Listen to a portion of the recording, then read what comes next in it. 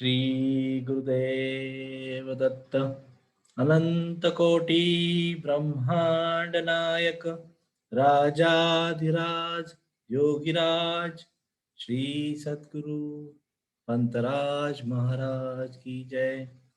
श्री गुरुदेव दत्त। सर्वांना नमस्कार। श्री पंतबोधपीठ 2 श्रींची पत्रे पत्रवाचनाच्या 18व्या आठवड्यात आज आपण सहभागी झालेलो आहोत। आजच्या या पत्रवाचनाची सुरुवात आपण भजन सेवेने करणार आहोत। तर मी सुधीर दादांना विनंती करतो की त्यांनी भजन सेवेत सुरुवात करावी।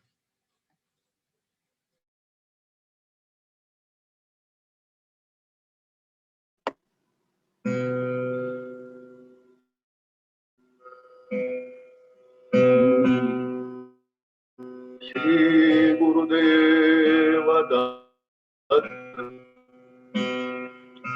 काषायवस्त्रं प्रदण्डधारिणं कमण्डलुं पद्मकरेण शङ्खम्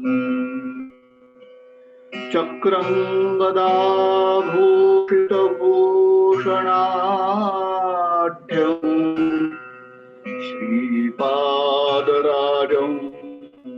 शरणं प्रपद्ये। दिगम्बरं भस्मसुगन्धलेपनं चक्रं त्रिशूलण्डमरुं च पद्मासनस्थं कविसोमनेत्रं दत्तात्रयध्यानमभीष्टसिद्धिदम् ध्यायेत् श्रीपन्तराजं गुरुवरमतुलं श्यामलं भव्यकालं गम्भीरं कुङ्कुमाढ्यं सितशुभवसनं मुक्तकेशं परेशम् शान्तं व्याघ्राजिनस्थं करधृतवर सद्बोधदण्डं महान्तं मुक्तारुद्राक्षहारं सरसिजनयनं दिव्यगात्रं पवित्रम्। श्री गुरुदेव दत्त।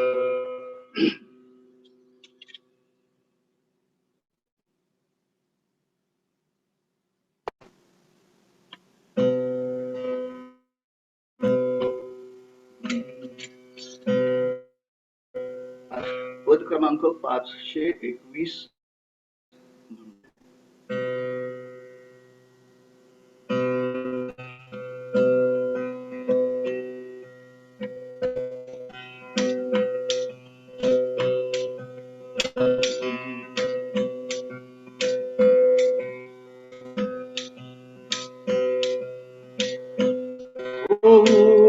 संसारी जगीरा जगीरा देव जगीरा ओ संसारी जगीरा देव जगीरा देव संसारी ओ संसारी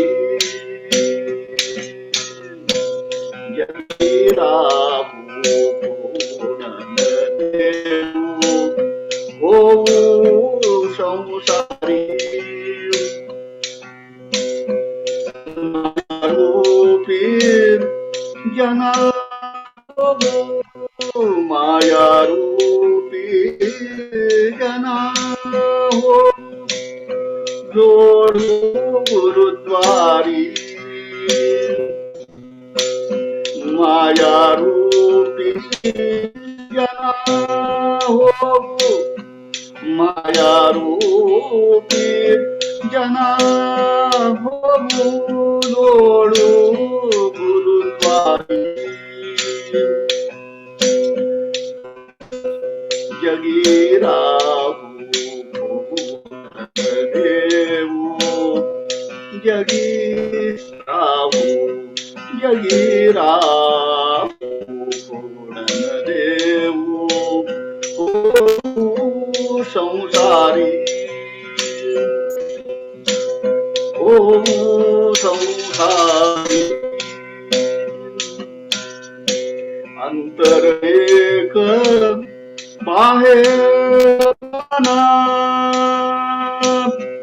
अंतर एक बाहेर नाम अंतर एक अंतर एक बाहेर नाम स्वरूप चराचरी स्वरूप चराचरी हो संसारी जगी राहू देऊ जगी जगी राहू राहू देऊ हो संसारी आपला विसरून नित्य भोग पुन्हा विसरून नित्य भोग आपणा विसरून आपणा विसरून नित्य भोग दत्त प्रेम लहरी प्रेम लहरी दत्त प्रेम लहरी जगी राहू देऊ राहू जगी राहू जगी राहू देऊ हो संसारी हो संसारी हो संसारी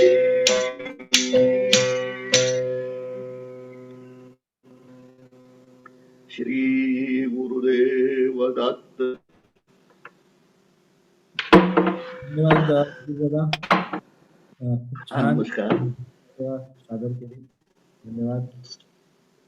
आता आपण आजच्या पहिल्या पत्र वाचनाकडे वळूया. आजचं पहिलं पत्र हे पत्र क्रमांक 39 श्री मुकुंद पांचाळ आज आपल्या समोर सादर करणार आहेत. तर त्यांना मी विनंती करतो की त्यांनी पत्र वाचनास सुरुवात करावी. श्री गुरुदेव दत्त. दत्त.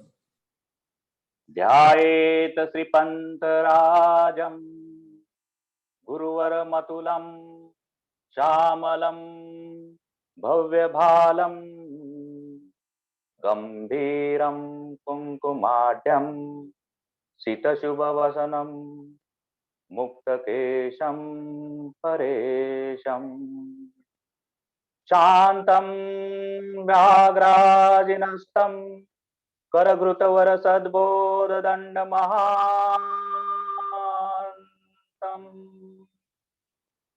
मुक्तारुद्राक्षहारं सरसिजनयनं दिव्यगात्रं पवित्रं दिव्यगात्रं पवित्रं श्री गुरुदेव दत्त.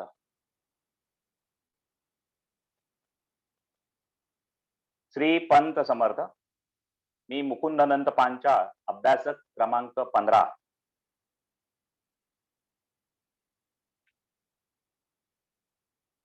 आज उपस्थित श्री घराणे बोधपीठाचे प्रेरणास्थान अभिजित दादा,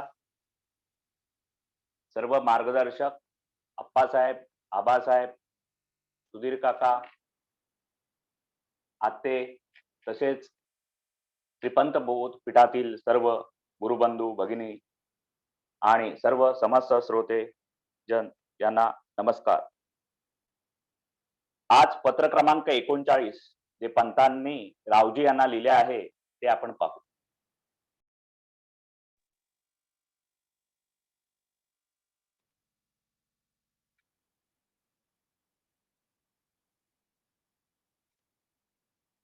सुरुवातीला व्यक्तिपरिचय.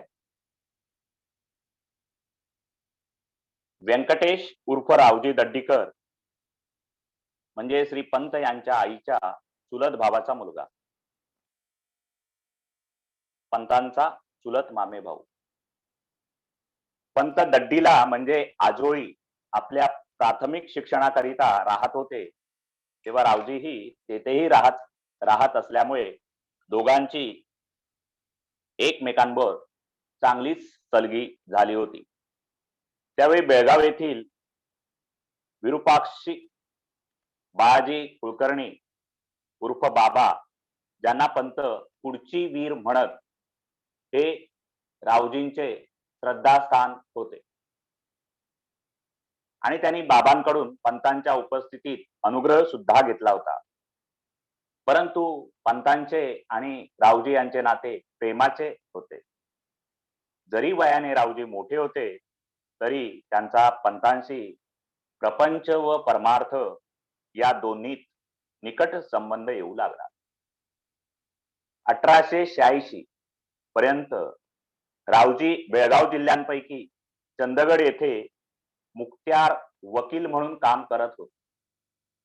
पण त्या साली पंतांची संमती घेऊन ते कुरुंदवाडला वकिली करू लागले आणि त्यानंतर त्यांचा पंतांशी पत्रव्यवहार सुरू झाला.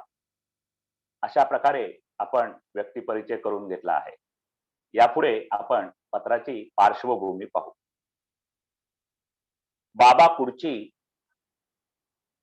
यांच्याकडून अनुग्रह झाल्यानंतर काही दिवसांनी म्हणजेच 25 फेब्रुवारी 1880 रोजी बाबा समाधिस्थ झाले. मात्र यापुढील मार्ग पंतांकडून घेण्याबद्दल त्यांनी रावजींना सांगून ठेवले होते आणि त्याप्रमाणे रावजींनी पंतांना बाबांच्या ठिकाणी म्हणजे गुरुस्थानी मानले होते. पण पंत मात्र रावजींना बरोबरीच्या नात्याने वागवत असत. अशा रीतीने पंतांच्या शिष्यांची व भक्तांची संख्या दिवसेंदिवस वाढत चालली होती. पण त्यांच्या काही शिष्यांना आपल्या रोजगारासाठी परगावी राहत लागत होते. रावजी सुद्धा कुरुंदवाडला नोकरी निमित्ताने राहत होते. जरी पंत आपल्या शिष्यांपासून देहाने दूर होते तरी पत्र रूपाने त्यांच्यावर बोधवर्षाव करीत असत. दत्तापायी दृढ भक्ती ठेवा असे त्यांचे सर्व शिष्यांना वारंवार सांगणे असायचे. ते त्यांच्या अनेक पत्रांवरून लक्षात येते. असेच हे पत्र पंतांनी रावजींना लिहिले आहे. करता करविता समर्थ आहे, फळाची अपेक्षा न करता कर्म करीत राहावे हे पंत पत्र रूपाने रावजींना सांगत आहे. आता मूळ पत्र जे श्री पंतांनी रावजींना तारीख 8 मार्च 1888 ला लिहिले आहे, पत्र क्रमांक 39, याचं वाचन न करिता या पत्राचे भाग आपण भावार्थ मध्ये घेऊन भावार्थ आपण सांगणार आहोत. तर आता आपण भावार्थ पाहूया.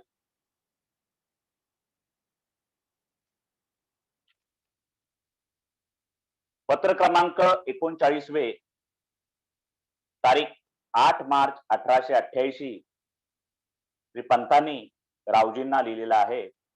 पत्राची सुरुवात, आपले कार्ड पोहोचले. होणार तेच होईल, न होणारे कदापि होणार नाही. पंतांनी पत्राची सुरुवातच सिद्धांताने केली आहे. ते ठरीव आहे ते घडणारच हा सिद्धांत श्रीपंत महाराज वरचेवर सांगतात. या संदर्भात श्री दत्त प्रेमलहरी मधील 110 क्रमांकाचे पद या सिद्धांतास पूरक असेच आहे. होणाऱ्याशी यज्ञ न चाले, चिंता का मानसी, स्वप्नीचे सुख दुःख भोग हे भलते मानसी. श्रीपंत म्हणतात, आशा ही बाधक आहे, करता करविता समर्थ आहे, होणार तेच होईल, न होणारे कदापि होणार नाही. हे ध्यानात धरून निराश राहावे, निरीच्छ राहावे, अखंड सुख प्राप्त होईल. स्फुटलेख भाग 1 लेखांक 51 नुसार आपण हे पाहिलंय. पुढे पत्रात असे दिले आहे,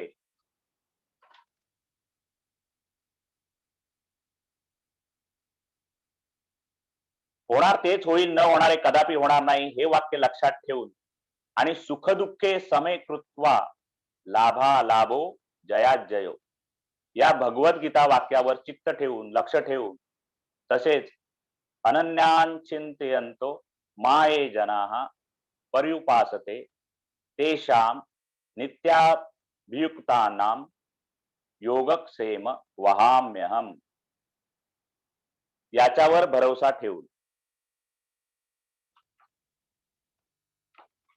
भगवद्गीता यामधील हे 2 श्लोक आहेत आणि याचा अर्थ आपण आता पाहूया. सुख अथवा दुःख, लाभ अथवा अलाभ, जय अथवा अजय याचा विचार न करिता, किंबहुना यासारख्या विचारांना थारा न देता हे द्वंद्व, या 2 गोष्टी सद्गुरूचेच स्वरूप आहे असे दोन्हीकडे एकसारखे चित्त ठेवणे. जे लोक अनन्य भावाने माझ्या दिव्य स्वरूपाचे चिंतन करीत माझी उपासना करतात, त्यांच्या गरजा मी पूर्ण करतो आणि त्यांच्याकडे जे आहे त्याचे मी रक्षण करीतो, असे भगवद्गीतेत श्रीकृष्णांनी सांगितले आहे. भगवद्गीतेमधला 2रा अध्याय 38वा श्लोक आणि 9वा अध्याय 22वा श्लोक. आता आपण पत्रातला पुढील भाग पाहू.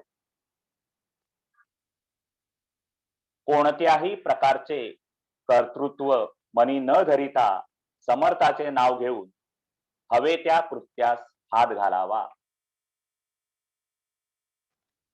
प्रयत्न करावा. फलदाता सर्वेश्वर आहे. वासना उठली की ती कुजत ठेवू नये. फलाशा सोडून कर्म करण्यास काही प्रत्यवाय नाही. मी करतो अशी भावना धारण केल्याने जीवास अहंकारात्मक हे नाम येते. मीपणा मनी न धरता त्या समर्थाचे नाव घेऊन कोणतेही काम करण्यास हरकत नाही. कारण करता करविता देव किंवा ईश्वर म्हणून कोणी एक अन्य आहे. आमच्या हाती करणे न करणे नाही. सर्व काही ईश्वर इच्छेने घडते. कर्म कर, पण कर्माचे फळ इच्छू नकोस. मग फळाची अपेक्षा न करता कर्मच खरे असा विश्वास धरून कोणतेही काम केल्यास नुकसान नाही.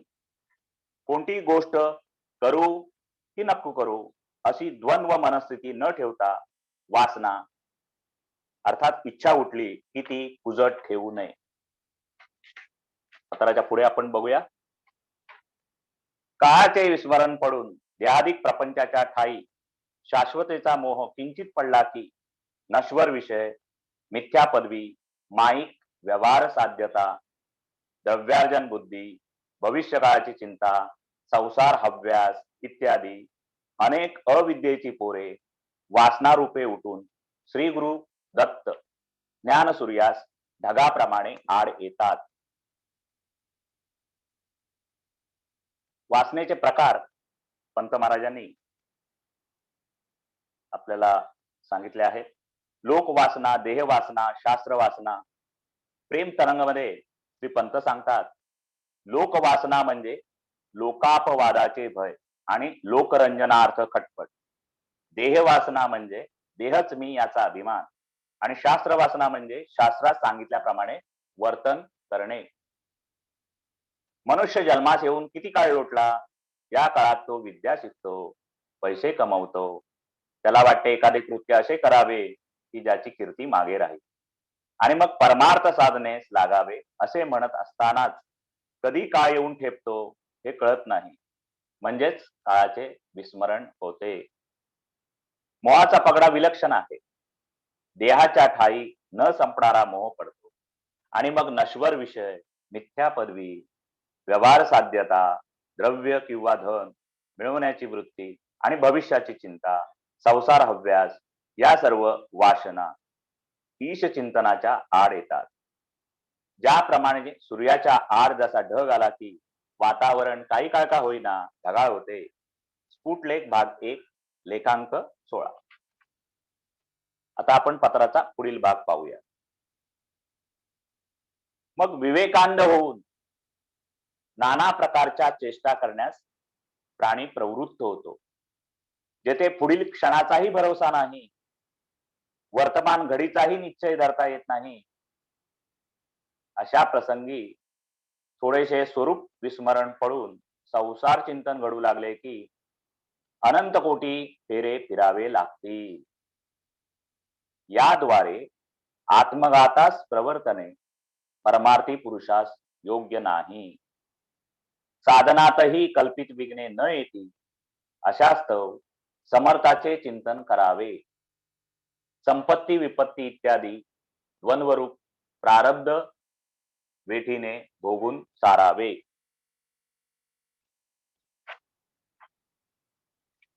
मनुष्याचा विवेक नाहीसा होऊन प्राणी वासनेचा बळी पडतो आणि मग विविध प्रकारच्या चेष्टा करण्यास तयार होतो. या वासना एक प्रकारे अनैसर्गिक म्हणायला हव्यात. बिनगरजेच्या वस्तूची त्या मागणी करतात आणि त्याची तृप्ती कधीच होत नाही. तिथे पुढच्या वर्तमानाचाच काय, पुढच्या क्षणाचाही भरोसा देऊ शकत नाही आणि त्या संसार चक्रात अडकून आपण स्वरूपाला, त्या दत्ताला विसरतो आणि मग जन्म मरणाच्या फेऱ्यात अडकतो. म्हणून श्रीपंत महाराज म्हणतात, सावध सावध, हुशार हुशार. या प्रकारे आत्मघातास तयार होणे परमार्थी पुरुषास योग्य नाही. आता कल्पित विघ्ने कोणकोणती? तरी वरील अविद्याची पोरे जी उठली आहेत ती कल्पित विघ्ने. संसारच कल्पित आहे आणि संसारामध्ये उठलेली विघ्ने ही कल्पित विघ्ने. ही साधनात न यावीत म्हणून समर्थ चरणी चिंतन करावे. अविद्याबद्दल श्रीपंत श्रीमद भगवद्गीता सार मध्ये म्हणतात, अविद्या वाढल्यामुळे जीवाला विषय ध्यास लागून इंद्रियाद्वारे अतिशय दुःख भोगावे लागतात. संपत्ती म्हणजे मिळवलेली गोष्ट आणि विपत्ती म्हणजे अडचणीत टाकणारी गोष्ट. या दोन्ही गोष्टी आपल्या प्रारब्धानुसारच मिळतात. त्या वेठीने ज्यात कामाचा मोबदला मिळत नाही त्यात न गुंतता, विशेष न लक्ष देता, अलिप्तपणे किंवा तटस्थपणे भोगून साराव्यात. आता आपण पत्राचा पुढील भाग पाहू. आशा प्रवाहास पडून प्राप्त सुखास लात मारून क्रियमानाचे ओझे का घ्यावे? पुरे हा संसार, पुरे हे गोमुखी व्याघ्र संसार सुख. गृही वास असतो म्हणून द्रव्यार्जन, मान, पदवी यांची वासना उठते. मिथ्या असे पाहून, ऐकून, अनुभवून त्या संबंधी विचार करणे व अशा गगन कुसुम प्राप्तर्थ्य समर्थाचे साह्य मागणे म्हणजे किती अंधपणा. समर्थ चरणी तनु, मन, धन अर्पून त्याचे बोधामृत प्राशन करून प्रेमपृष्टीने भजनानंदात नाचणे सोडून विषय विष प्राशनाचे इच्छेने वासना विस्तार करून मायेच्या हातातील माकडाप्रमाणे नाचणे योग्य नव्हे. आशा इच्छा रूपी प्रवाहात पडून येणाऱ्या सुखास मी असं केलं तर तसं होईल अशा प्रवाहात पडून माणूस काहीतरी नवीन करायला जातो आणि हातचं सोडून पळत्याच्या मागे लागतो. म्हणजे प्राप्त सुखाला लाथ मारतो. मग क्रियमानाचं ओझं का घ्यावं? नवीन कर्म करायला का जावं? नवीन कर्म केलं की त्याचे फळ भोगणे आलेच. पुरे हा संसार. पुनरुपी जननम पुनरुपी मरणम हे आलं. पुरे गोमुखी व्याघ्र संसार सुख. ज्याचं तोंड गायीसारखं आहे असं दिसतं, परंतु असतो वाघ. घर म्हटलं की संग्रह करणे आले, त्यासाठी पैसा मिळवावा लागतो, समाजामध्ये प्रतिष्ठा निर्माण करावी लागते, इत्यादी गोष्टीची इच्छा निर्माण होते. आपल्याला माहित असतं की या गोष्टी मिथ्या म्हणजे काही कामाच्या नाही, तरी आपण त्यात अडकत जातो. यामध्ये जन्म मरणाचा फेरा चुकत नाही. गगन म्हणजे आकाश, कुसुम म्हणजे फूल. अशा आकाशरूपी फूल मिळवण्याची व्यर्थ जी गोष्ट आहे याची कामना आपण करतो आणि जे अशक्य आहे ते समर्थाचं साह्य त्यासाठी आपण मागतो. म्हणजे जी गोष्ट अशक्य आहे ते मिळवण्यासाठी आपण समर्थाचं साह्य मागतो. म्हणजे किती अंधपणा आहे, किती आंधळेपणा आहे, किती मूर्खपणा आहे, असं श्रीपंत महाराज आपल्याला रावजींच्या रूपाने माझ्यासारख्या भक्ताला सांगतायत. समर्थ चरणी तनु अर्पण कर म्हणजे देहाची आशा सोड. मन अर्पण कर म्हणजे मनी विकल्प धरू नकोस. धन अर्पण कर म्हणजे धन मिळावी ही आशा मोड. आणि असं तनु मन धन अर्पण करून त्याचे बोधामृत सेवन करून प्रेमपृष्टीने भजनानंदात नाचण्याऐवजी विषयरूपी विष प्राशनाच्या इच्छेने वासना विस्तार करून मायेच्या हातातील माकडाप्रमाणे नाचणे योग्य नव्हे, असं पंत सांगत आहे. पत्रातील पुढील भाग पाहू. आपला विहित धर्म हा की केव्हाही प्रपंचात निजून परमार्थी जागृत असावे. द्वैत सपनाचे विस्मरण पडेल तेवढे बरे. अद्वैत स्थिती बांधण्यास हर्षिनिशी झटत असावे. आपला विहित धर्म म्हणजे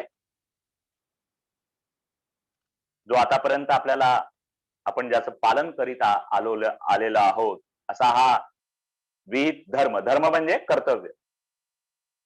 महत्वाचं कर्तव्य काय आहे? जसे झोपेमध्ये प्रपंचाची काळजी आपल्याला नसते, परंतु परमार्थ जागे राहून करावा.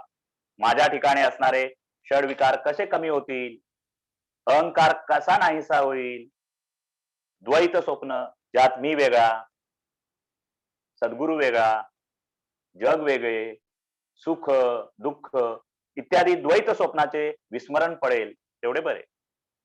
अद्वैत ज्यात सर्वत्र सद्गुरु आहे, मी नाहीच, सद्गुरुशी आपण अभेद आहोत, एकरूप आहोत, अशी स्थिती अंगीभूत होणे, अशी वृत्ती होण्यासाठी, असा अनुभव येण्यासाठी आपण अहर्निशी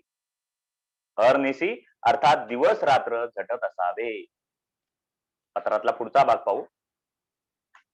क्षणभरही न विसमता दत्त नामस्मरण, दत्त चिंतन, दत्त भजन, दत्त वचनी विश्वास, दत्त पायी दृढ भक्ती ही ठेवून आत्मत्वी दत्तरूपी अनुभवून दत्त होऊन दत्त भक्ती मुखे अद्वैत प्रेमामृत प्राशन करीत असावे.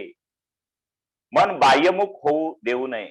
सर्व चराचरी दृष्टी असतानाही अखंड अद्वैत अनन्य दत्त रूपाखेरीज अन्य काही नाही असे अनुभव दृष्टीने पाहत असावे.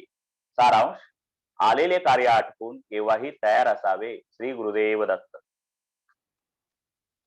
सदोदित सद्गुरूचे चिंतन, भजन, पूजन, सेवा इत्यादी मध्ये मग्न असायला हवे. दत्तापायी दृढ भक्ती ठेवून पूर्णपणे आत्म्यापासून सद्गुरु चरणी लीन व्हावे आणि त्याच्या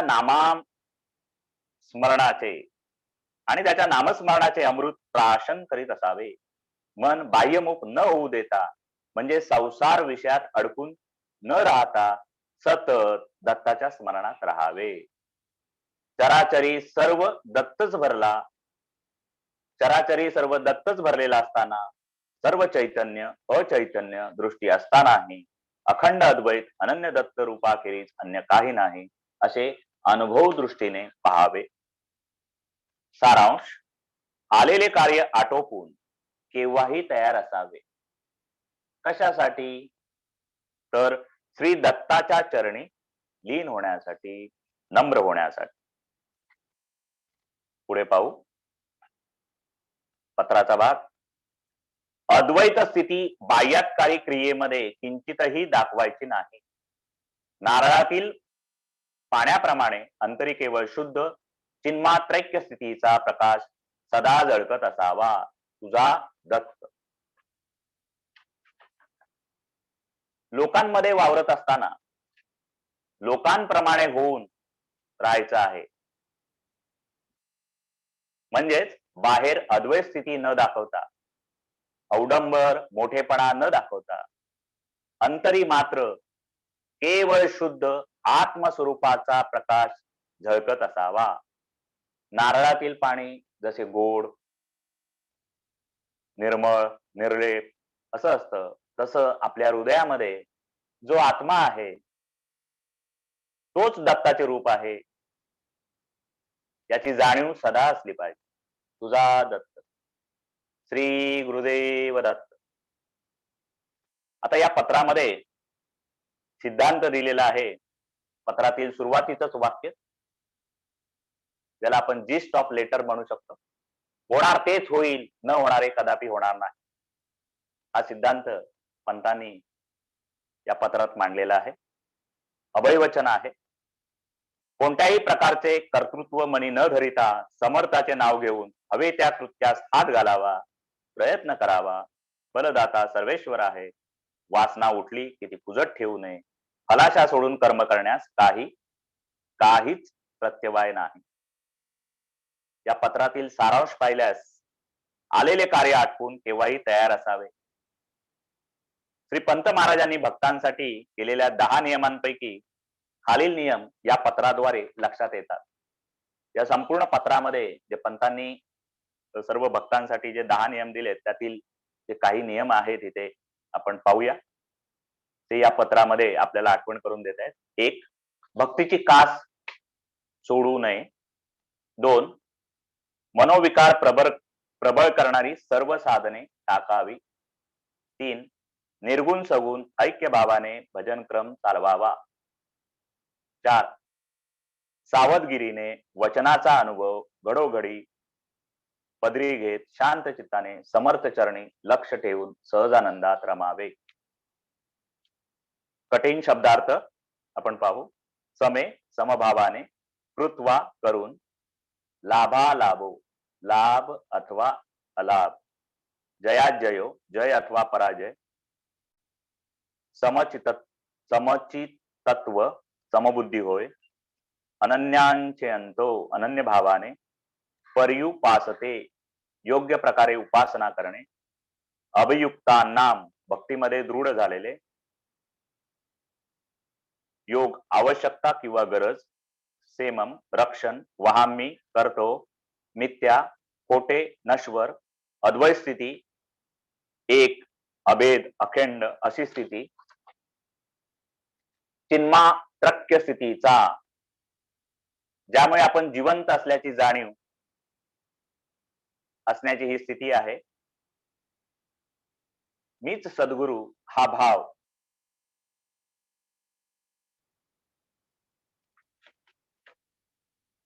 प्रत्यवाय क्षय किंवा नुकसान. विवेकांध नित्य काय अनित्य काय याचा विचार न करता विवेक रहित. प्रारब्ध मनुष्य त्याच्या आयुष्यात असंख्य कर्मे करतो. त्या सर्व कर्माचे परिणाम.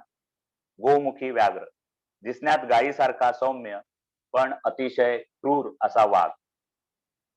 सदर पत्राचा अभ्यास करताना घेतलेले संदर्भ श्री दिवेकर रचित श्रीपंत महाराज बाळकुंद्रीकर चरित्र प्रकरण 11 आणि 26, प्रेमतरंग, पराग, स्फुटलेख, प्रेमभेट आणि श्रीमद भगवद्गीता सार.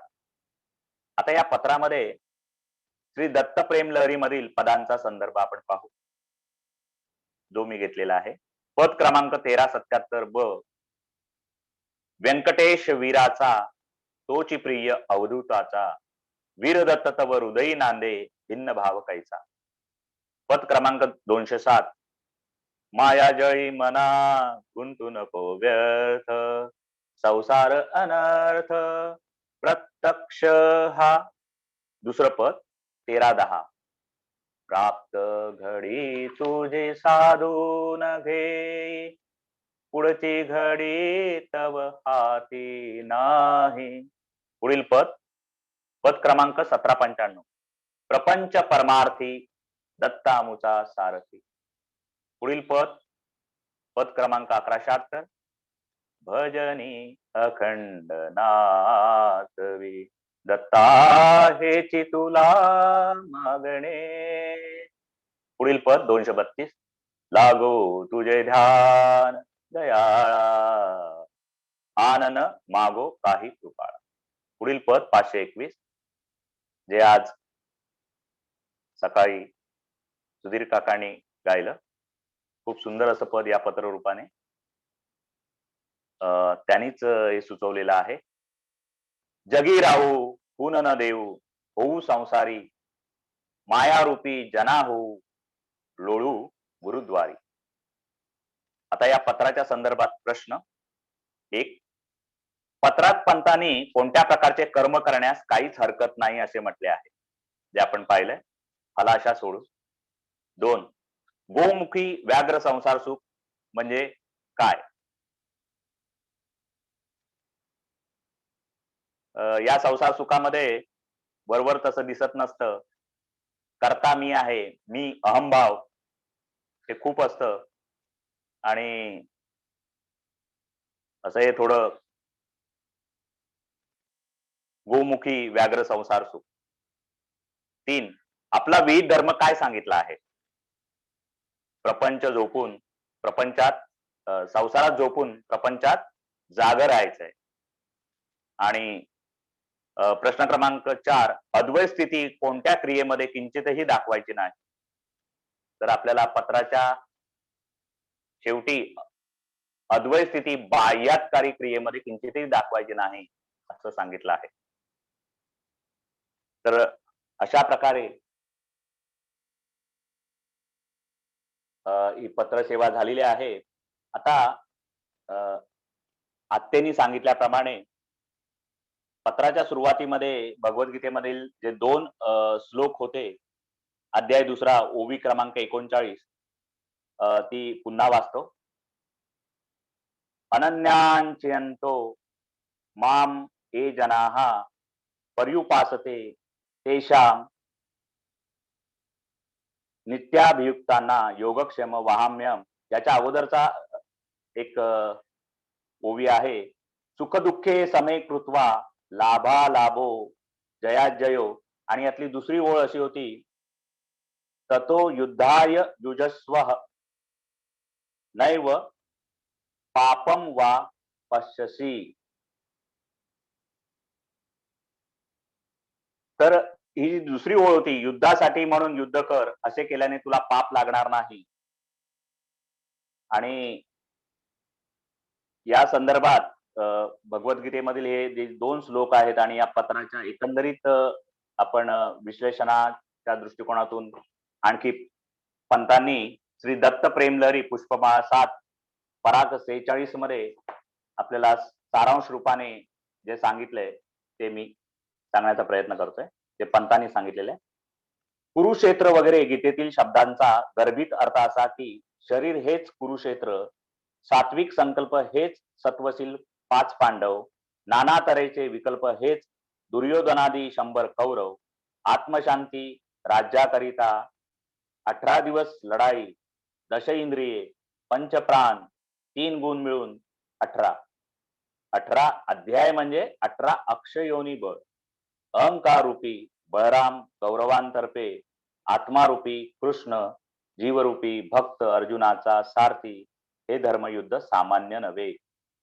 तर कुरुक्षेत्र वगैरे गीतेतील शब्दांचा जो गर्भित अर्थ आपल्याला पंतांनी सांगितलेला आहे, तो आपण इथे मांडलाय. श्री गुरुदेव दत्त. सदर पत्र सेवा करीत असताना काही चुका झाल्या असतील माझ्याकडून तर क्षमः. गुरुदेव दत्त. धन्यवाद मुकुंद दादा. खूप छान पत्राचं मार्मिक असं विवेचन केलं. धन्यवाद. आता मी बाळासाहेब कसाळे आबांना विनंती करतो की त्यांनी या पत्रावर मार्गदर्शन करावं.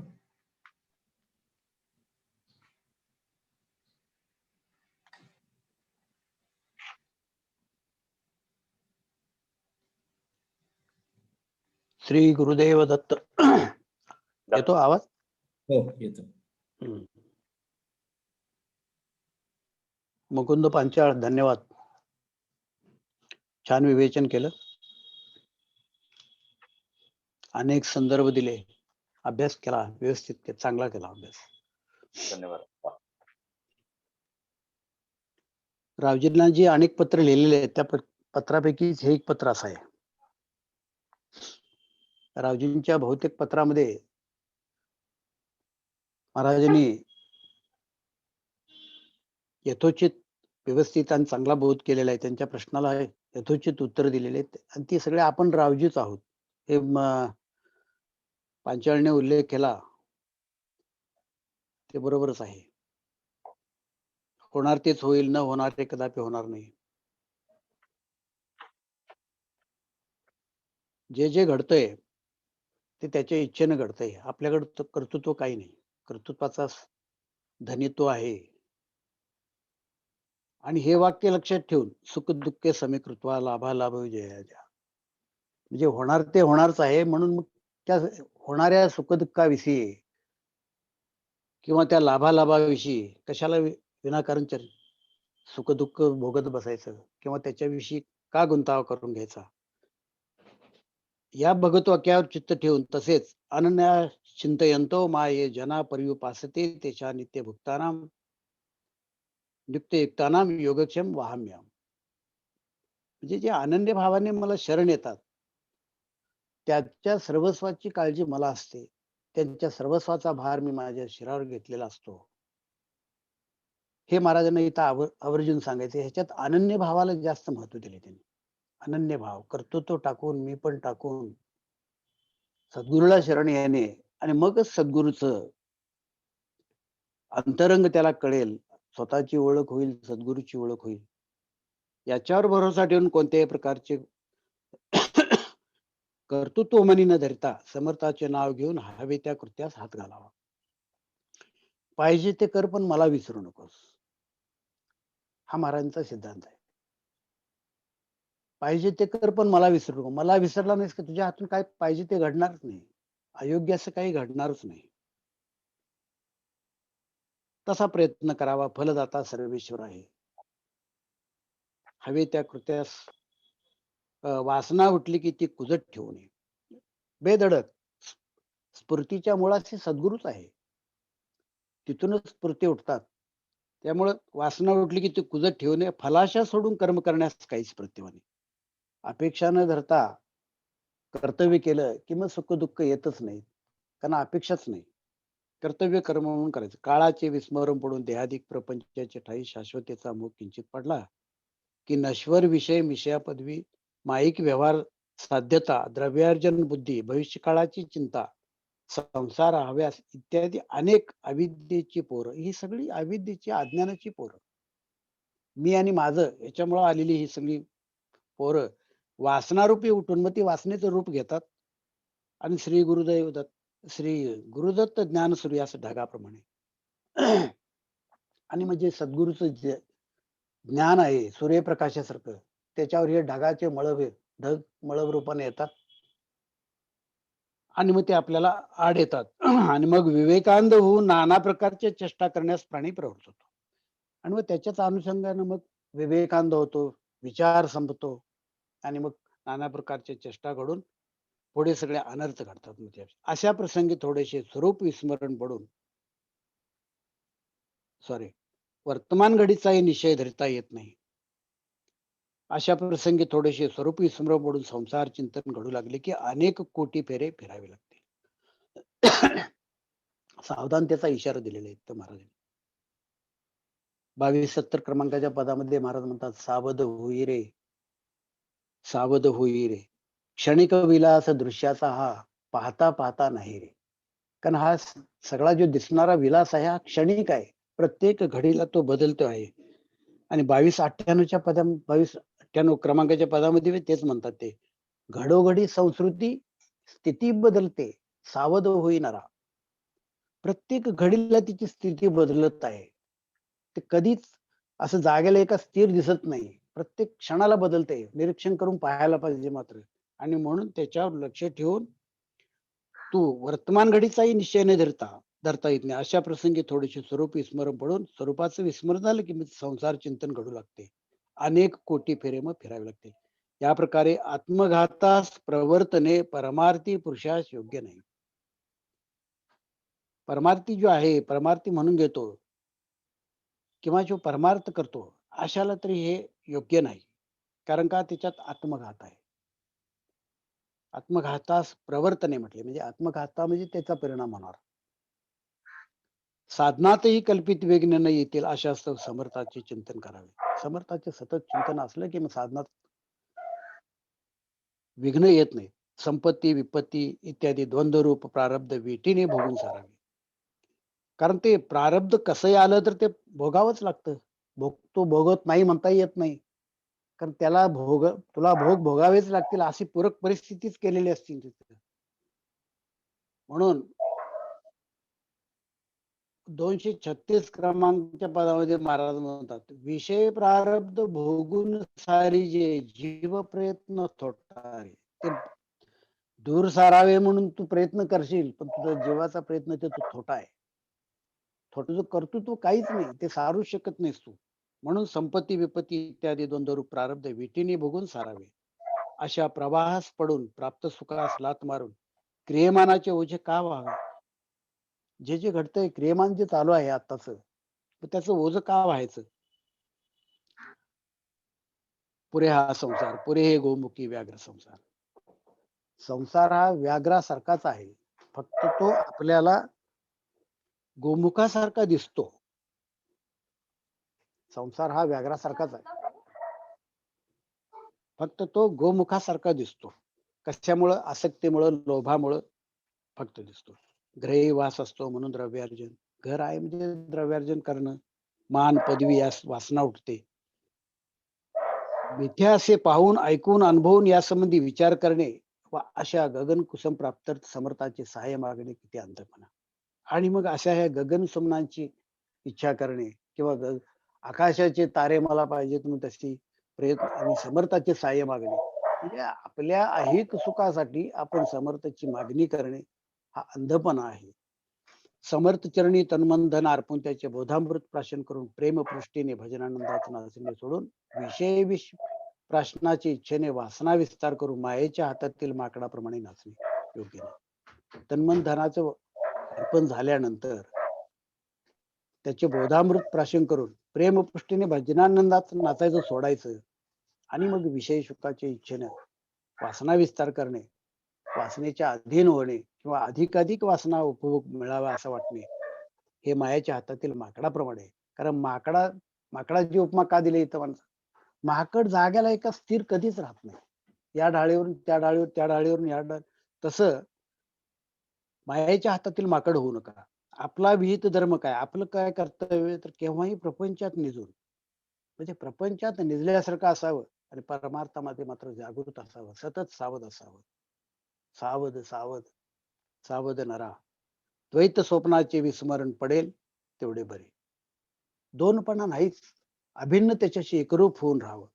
अद्वैत स्थिती मानण्यास अहर्निशी झटत असावे, त्याच्याशी एकरूप होण्यासाठी प्रयत्न सतत असावा. दत्ता तू मी एकच आहोत, हा जे त्यांनी सांगितलंय, तू माझा आहेस आणि मी तुझा आहे, त्या वचनावर दृढ विश्वास ठेवायला पाहिजे. क्षणभरही न विसमता दत्त नामस्मरण, दत्त चिंतन, दत्त भजन, दत्त वचनी विश्वास, दत्तपायी दृढ भक्ती ही ठेवून आत्मत्वी दत्तरूपी आत्मत्वी दत्तरूपी अनुभवून दत्त होऊन दत्ताभिमुखे दत्त भक्तिमुखे अद्वै प्रेमामृत प्राशन करीत असावे. शिवम भ्रता शिवम भजेत यजेत, म्हणजे शिव होऊन शिवा जसं भजावं म्हणते तसं. तर दत्त होऊन आपण दत्तच आहोत असं म्हणून त्या दत्ताच्याच मुखानं अद्वय प्रेम प्राशन करीत असावं. मन बाह्यमुख होऊ देऊ नये.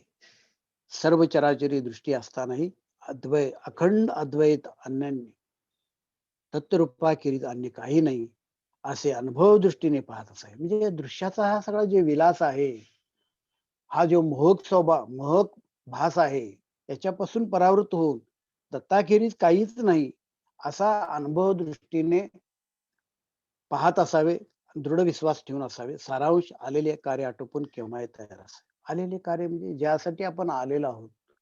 नरजन्म ज्यासाठी आहे आपला, नरजन्माचं कार्य काय? तर आपण जन्मजन्मांतरीच्या ह्या फेऱ्यातून अचूकपणे पार होऊन जाणे, आपले हे जन्ममरण फेरे वाचवण्यासाठी किंवा सद्गुरूची ओळख मी कोण आहे ओळख करून घेण्यासाठीच हा इतका सगळा व्याप आपण केला. आणि आपल्याला सद्गुरूने जे संधी दिली नरजन्माची, ही स्वतःची ओळख करून दिल्यासाठी आहे. तर तेच खरं कार्य आपलं आलेले कार्य आटोपून केव्हाही तयार असावे. तयार असावे म्हणजे जाण्यासाठी. श्री गुरुदेव दत्त. अद्वैत स्थिती बाह्यकारी क्रियेमध्ये किंचितही दाखवायची नाही. आपली जी अंतरस्थिती आहे ती बाह्य व्यवहारात कधीही दाखवायची नाही. कारण दाखवून तिथं काय उपयोगी नाही त्याचा. म्हणून अंतर्याद्वैत बाहेर द्वैत. आणि नारळातील पाण्याप्रमाणे नारळ कसा बाहेरून कठीण दिसतो, 2-3 कवचामध्ये त्याचं ते पाणी आहे. तर आंतरिक केवळ शुद्ध चिन्मात्रैक्य स्थितीचा प्रकाश सदा झळकत असावा.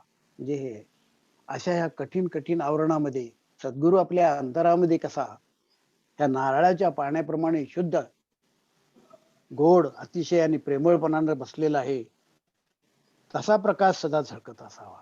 त्याला जाणून आपण असावं. श्री गुरुदेव दत्त.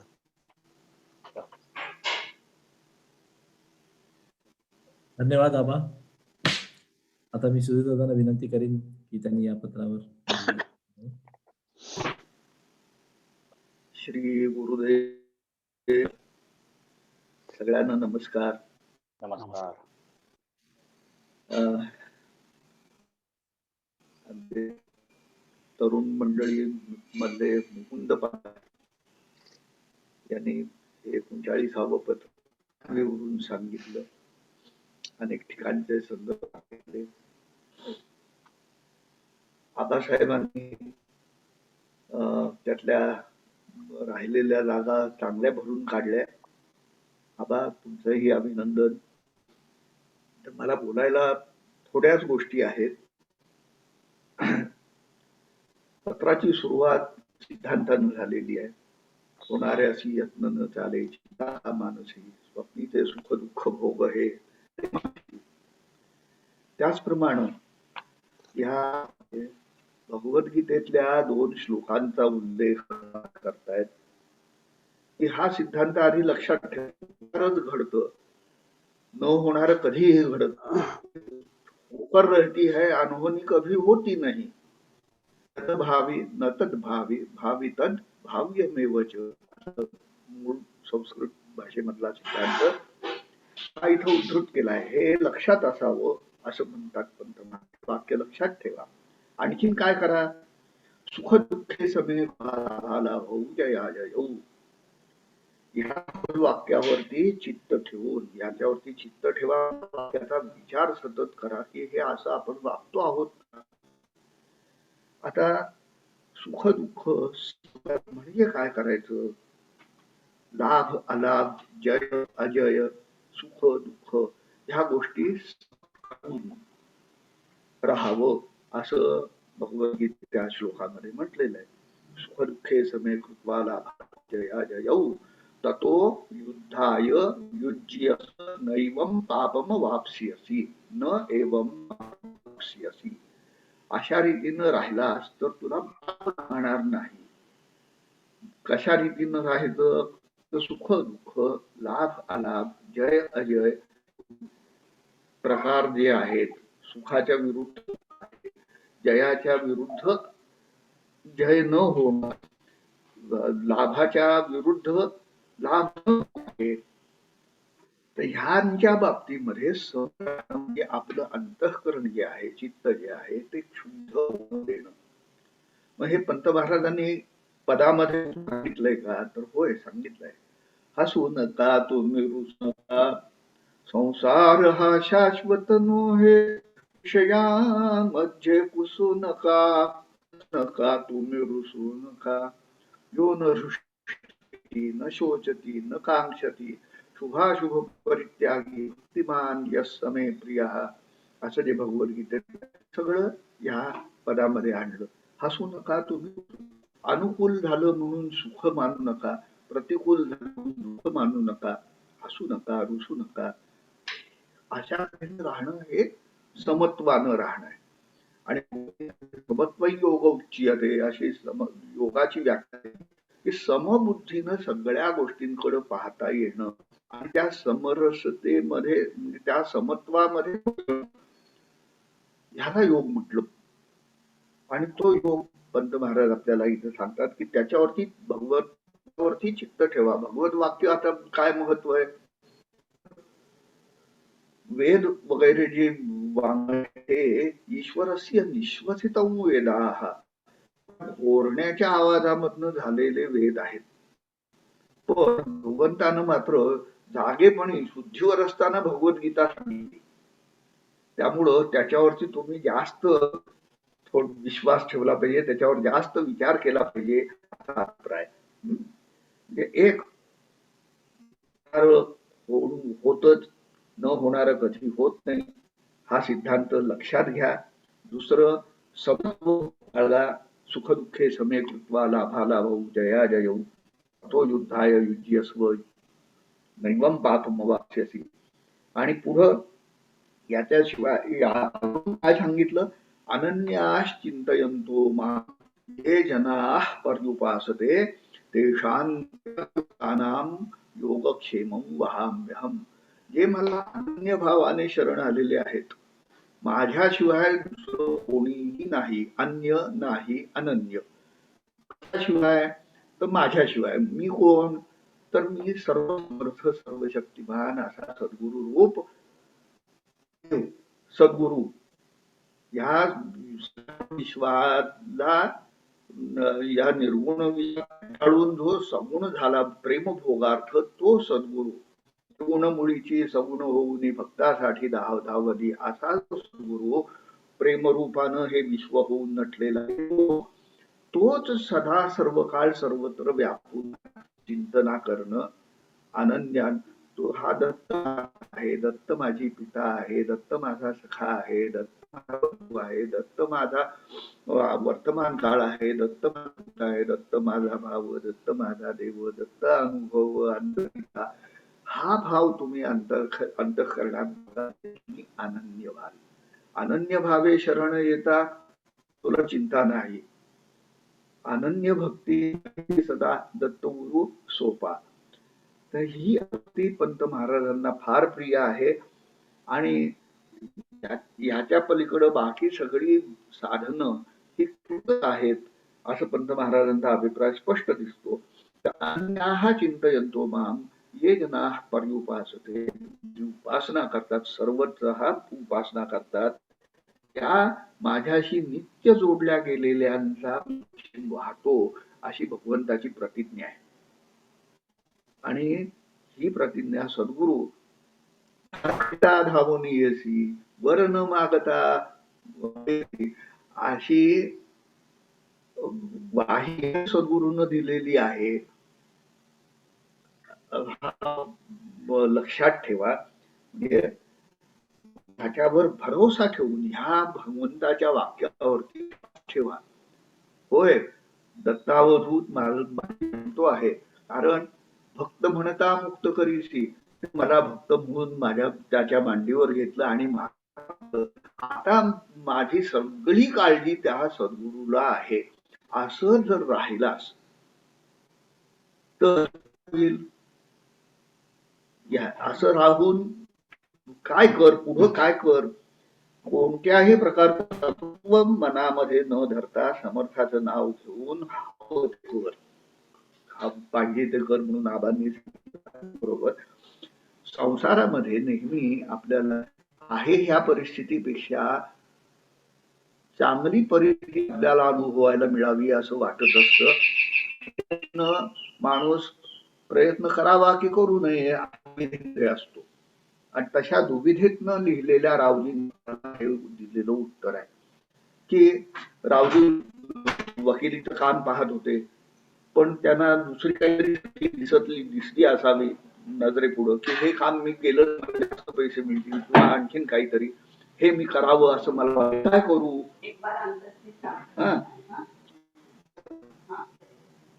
म्हणून पंत महाराजांनी काय काय करायला पाहिजे, तुमच्या मनात जेव्हा दुविधा होईल हे करावं असं वाटतंय ना तर करून मोकळं आहो असं तुझं ठेवू नकोस, पण कसं कर तर होणार कधी होणार नाही. यश आलं तरी ठीक आहे, अपयश आलं तरी ठीक आहे, वृद्धी झाली फायदा झाला तरी ठीक आहे, नाही झाला तरी ठीक आहे, सुखही नाही प्रतिकूलताही नाही, अशा तऱ्हेनं चित्त शांत ठेव आणि तुझा योगक्षेम समर्थ आहे हे त्याचं अभिवचन तुला मिळालं. फक्त तू तुझं काम काय आहे तर भक्तीनं तू त्याला विसरून न विसरता त्याच्याशी जोडलं जाणं, असं जर असशील तर हवं ते तू कर. फक्त तिथं ही कर्तृत्व कोणत्याही प्रकारचं बाळगू नकोस. मी कर्तृ म्हणजे कर्तेपणा, त्व म्हणजे पणा, कर्तेपणा कोणत्याही तऱ्हेनं मनामध्ये बाळगू. वकिली सोडली आणि अमुक एक करायला लागलो, मी केलं मी करतो हा भाव मनामध्ये आणि हवं ते कर. सद्गुरु समर्थ आहे, तुझा योगक्षेम तो वाहणार सर्वेश्वर आहेच आहे. प्रयत्न मात्र ही प्रोत्साहन दिलेलं आहे, पण प्रोत्साहन देताना काय काय गोष्टी आपण लक्षात घेतल्या असं पंत महाराजांना वाटतंय. ते इथं फार छान आपल्याला पाहायला मिळतं. आणि मग वासना उठली की ती ठेवू नये, करू की नको अशा विचारामध्ये काळ वंचना करू नकोस. हे करावं असं वाटतं करून टाक, मोकळा हो. फलाशा सोडून करण्यास काहीच प्रत्यवाय नाही. प्रत्यवाय याचा अर्थ करणार आहोत त्यातनं अमुक एक मिळेल अशी आशा बाळगू नकोस, कारण आशा हे दुःखाचं कारण आहे. आशा बाळगली की दुःख हमखास आहे. आशा नसताना तुझं कर्तव्य जे तुला समजतंय ते तू आनंदात राहा. काळाचं विस्मरण पडून देहाधिक प्रपंचाची शाश्वततेचा मोह किंचित पडला की नश्वर इच्छापर्वी मायिक व्यवहार साध्यता, द्रव्यार्जन बुद्धी, भविष्याची चिंता, संसार हव्यास इत्यादी अनेक अविष्ट वासना रूपे उठून श्री गुरुदत्त सूर्यास ढगाप्रमाणे आड येतात. हाच ज्ञानमय आहे आणि गुरुनं दिलेलं ज्ञान हाच सूर्य आहे.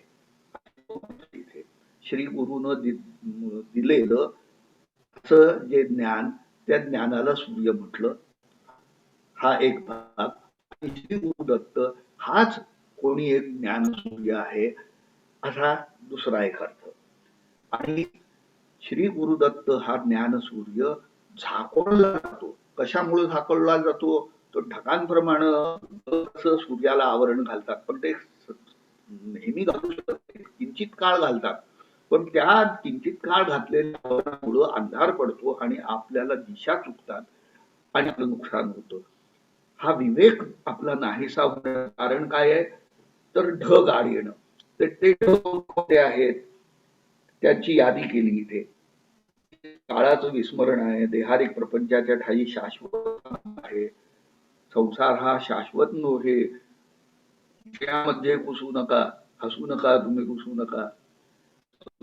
मी उद्या जगणार आहे, मी अजून 10 वर्ष जगणार आहे, मी असं करीन, मी तसं करीन, मी शाश्वत राहील हा मोह धरू नका.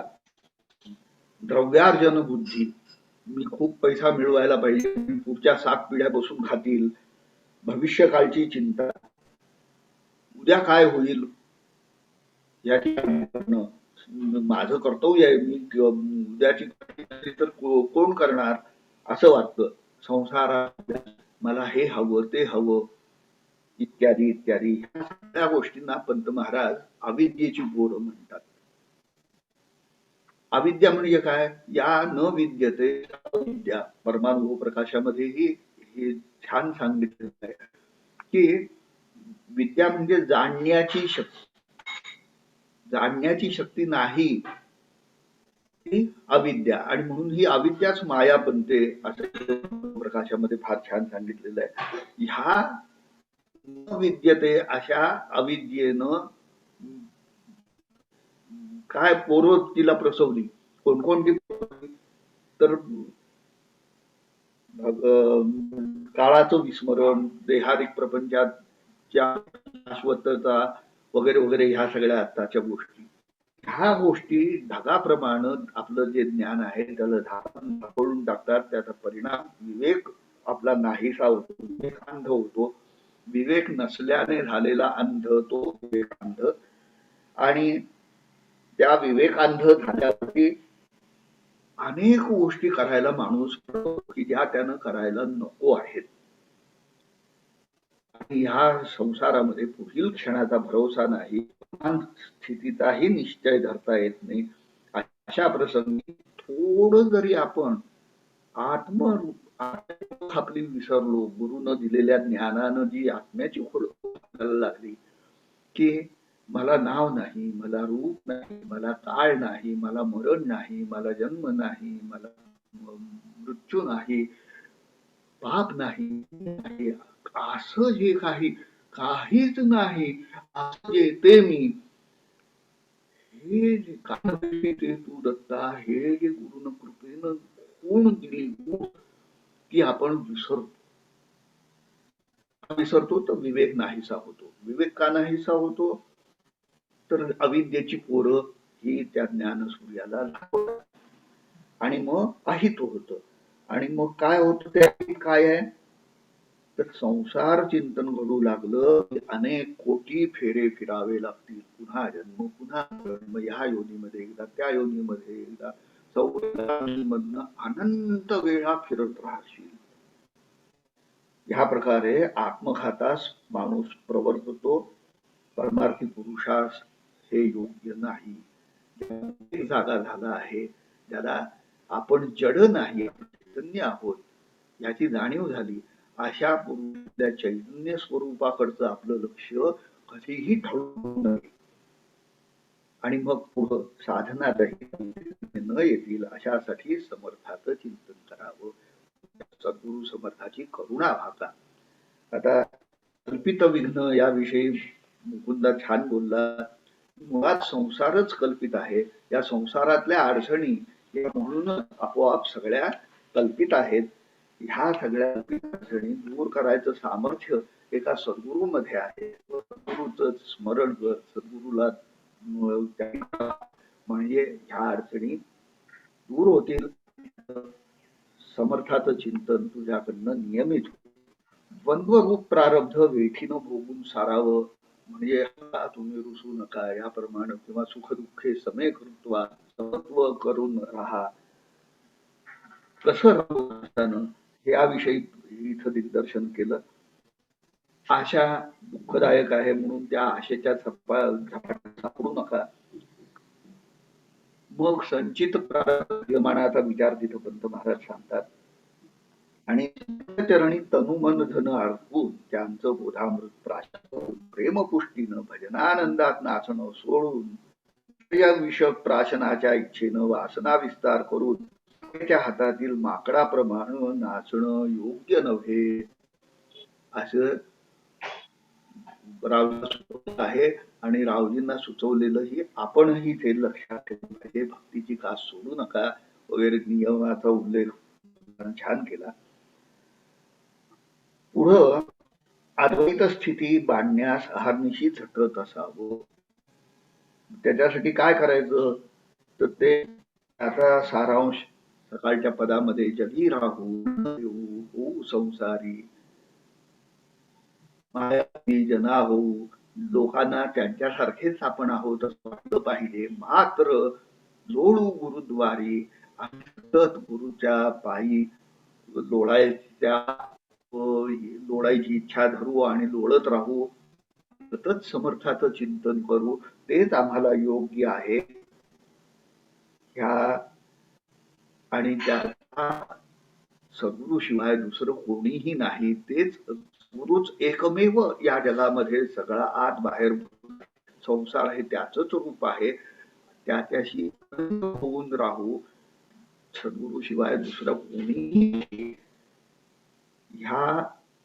ही ओळख धरून आम्ही राहू अशा तऱ्हेनं राहिलेलं आहे. अत्यंत सगळ्यात महत्वाचं वाक्य या पत्रामधलं जे आहे शेवटचं आहे अद्वैत स्थिती बाह्यातकारी किंचितही दाखवायची नाही पण हे जे काही आहे की सर्वत्र हा जो सद्गुरूनं दिलेला ज्ञानसूर्याचा बोध हा कधीही झाकोळू देऊ नका पण तो अंतरामध्ये ठेवा आणि तो अंतरामध्ये कसा ठेवायचा तर नारळातल्या पाण्याप्रमाणे की ते नारळातलं पाणी कधीही बाहेरच्या चिखलामुळं गढूळ होत नाही तसं बाहेरच्या कितीही नाना क्रिया कितीही हेतू धरले प्रपंचामध्ये कितीही तुम्हाला हे करावं असं वाटलं तरी आतला जो प्रेम झाला तुम्ही अविकारी अभेद्य असा ठेवून सगळ्या गोष्टी करा खुशाल प्रपंचामध्ये रमा प्रपंचामध्ये रमत असताना सद्गुरूला विसरू नका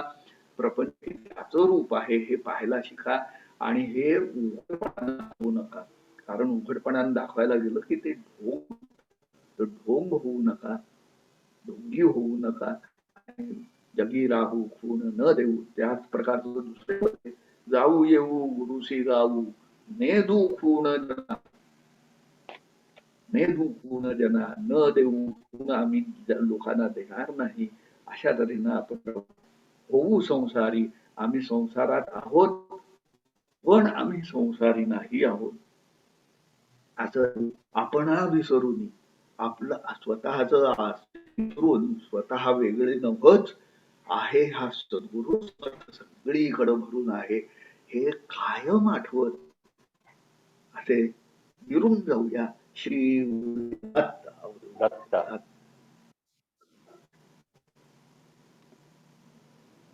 धन्यवाद सुधीर दादा. आता आपण आजच्या पुढच्या पत्राच्या विवेचनाकडे वळूया. आजचं दुसरं पत्र हे श्री अमृत देसाई पत्र क्रमांक 110 यावर विवेचन करणार आहेत. त्यांना मी विनंती करतो की त्यांनी पत्र वाचनास सुरुवात करावी.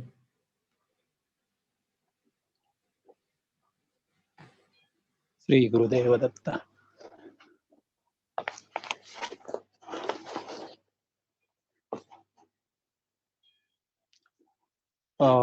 माझं जे पत्र आहे ते 110 नंबरचं पत्र आहे आणि 110 नंबरचं जे पत्र आहे ते लिहिलेलं आहे रामभाऊ ठाकूर कोल्हापूर यांना दिनांक 6 फेब्रुवारी 1983 साली लिहिलेलं हे पत्र आहे.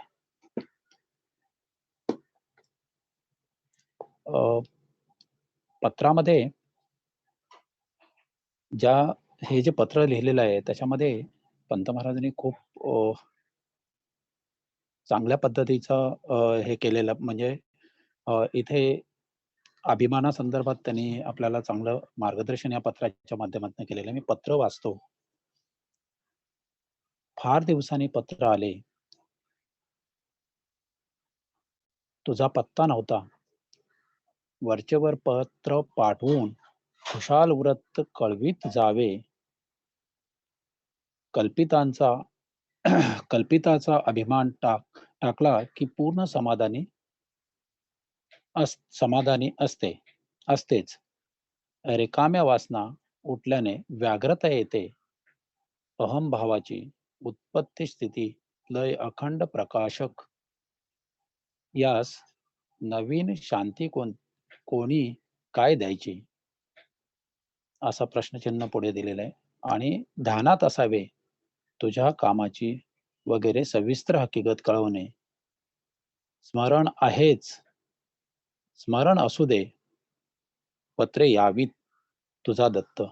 असं एक 4-5 ओळीमध्ये लिहिलेलं पंताने हे 6 ओळीमध्ये लिहिलेलं पंताने हे पत्र आहे आणि या पत्राच्या सविस्तर विवेचनाकडे मी पुढे वळतो. पंत महाराज म्हणतायत की रामभाऊ ठाकूरांना पंत महाराज सांगतायत की फार दिवस झाले, फार दिवसाने पत्र आलेलं आहे. म्हणजे बरेच दिवस पत्रामध्ये पंत महाराजांचे आणि रामभाऊ ठाकूरांचे दोघांचे पत्रव्यवहार झालेले नाहीयेत. खूप दिवसानंतर झालेले असं याच्यामध्ये सांगितलेलं आहे. पुढे ते म्हणतात की तुझा पत्ताच नव्हता. म्हणजे त्यांनी पाठवलेलं नाही हेच ते पुढच्या वाक्यामध्ये सांगतायत. वरचेवर पत्र पाठवून खुशाल वृत्त कळवत जावे. म्हणजे पंत महाराज आपले जे शिष्य आहेत किंवा यांची किती काळजी करतात हे याच्यातनं आपल्या लक्षात येतं.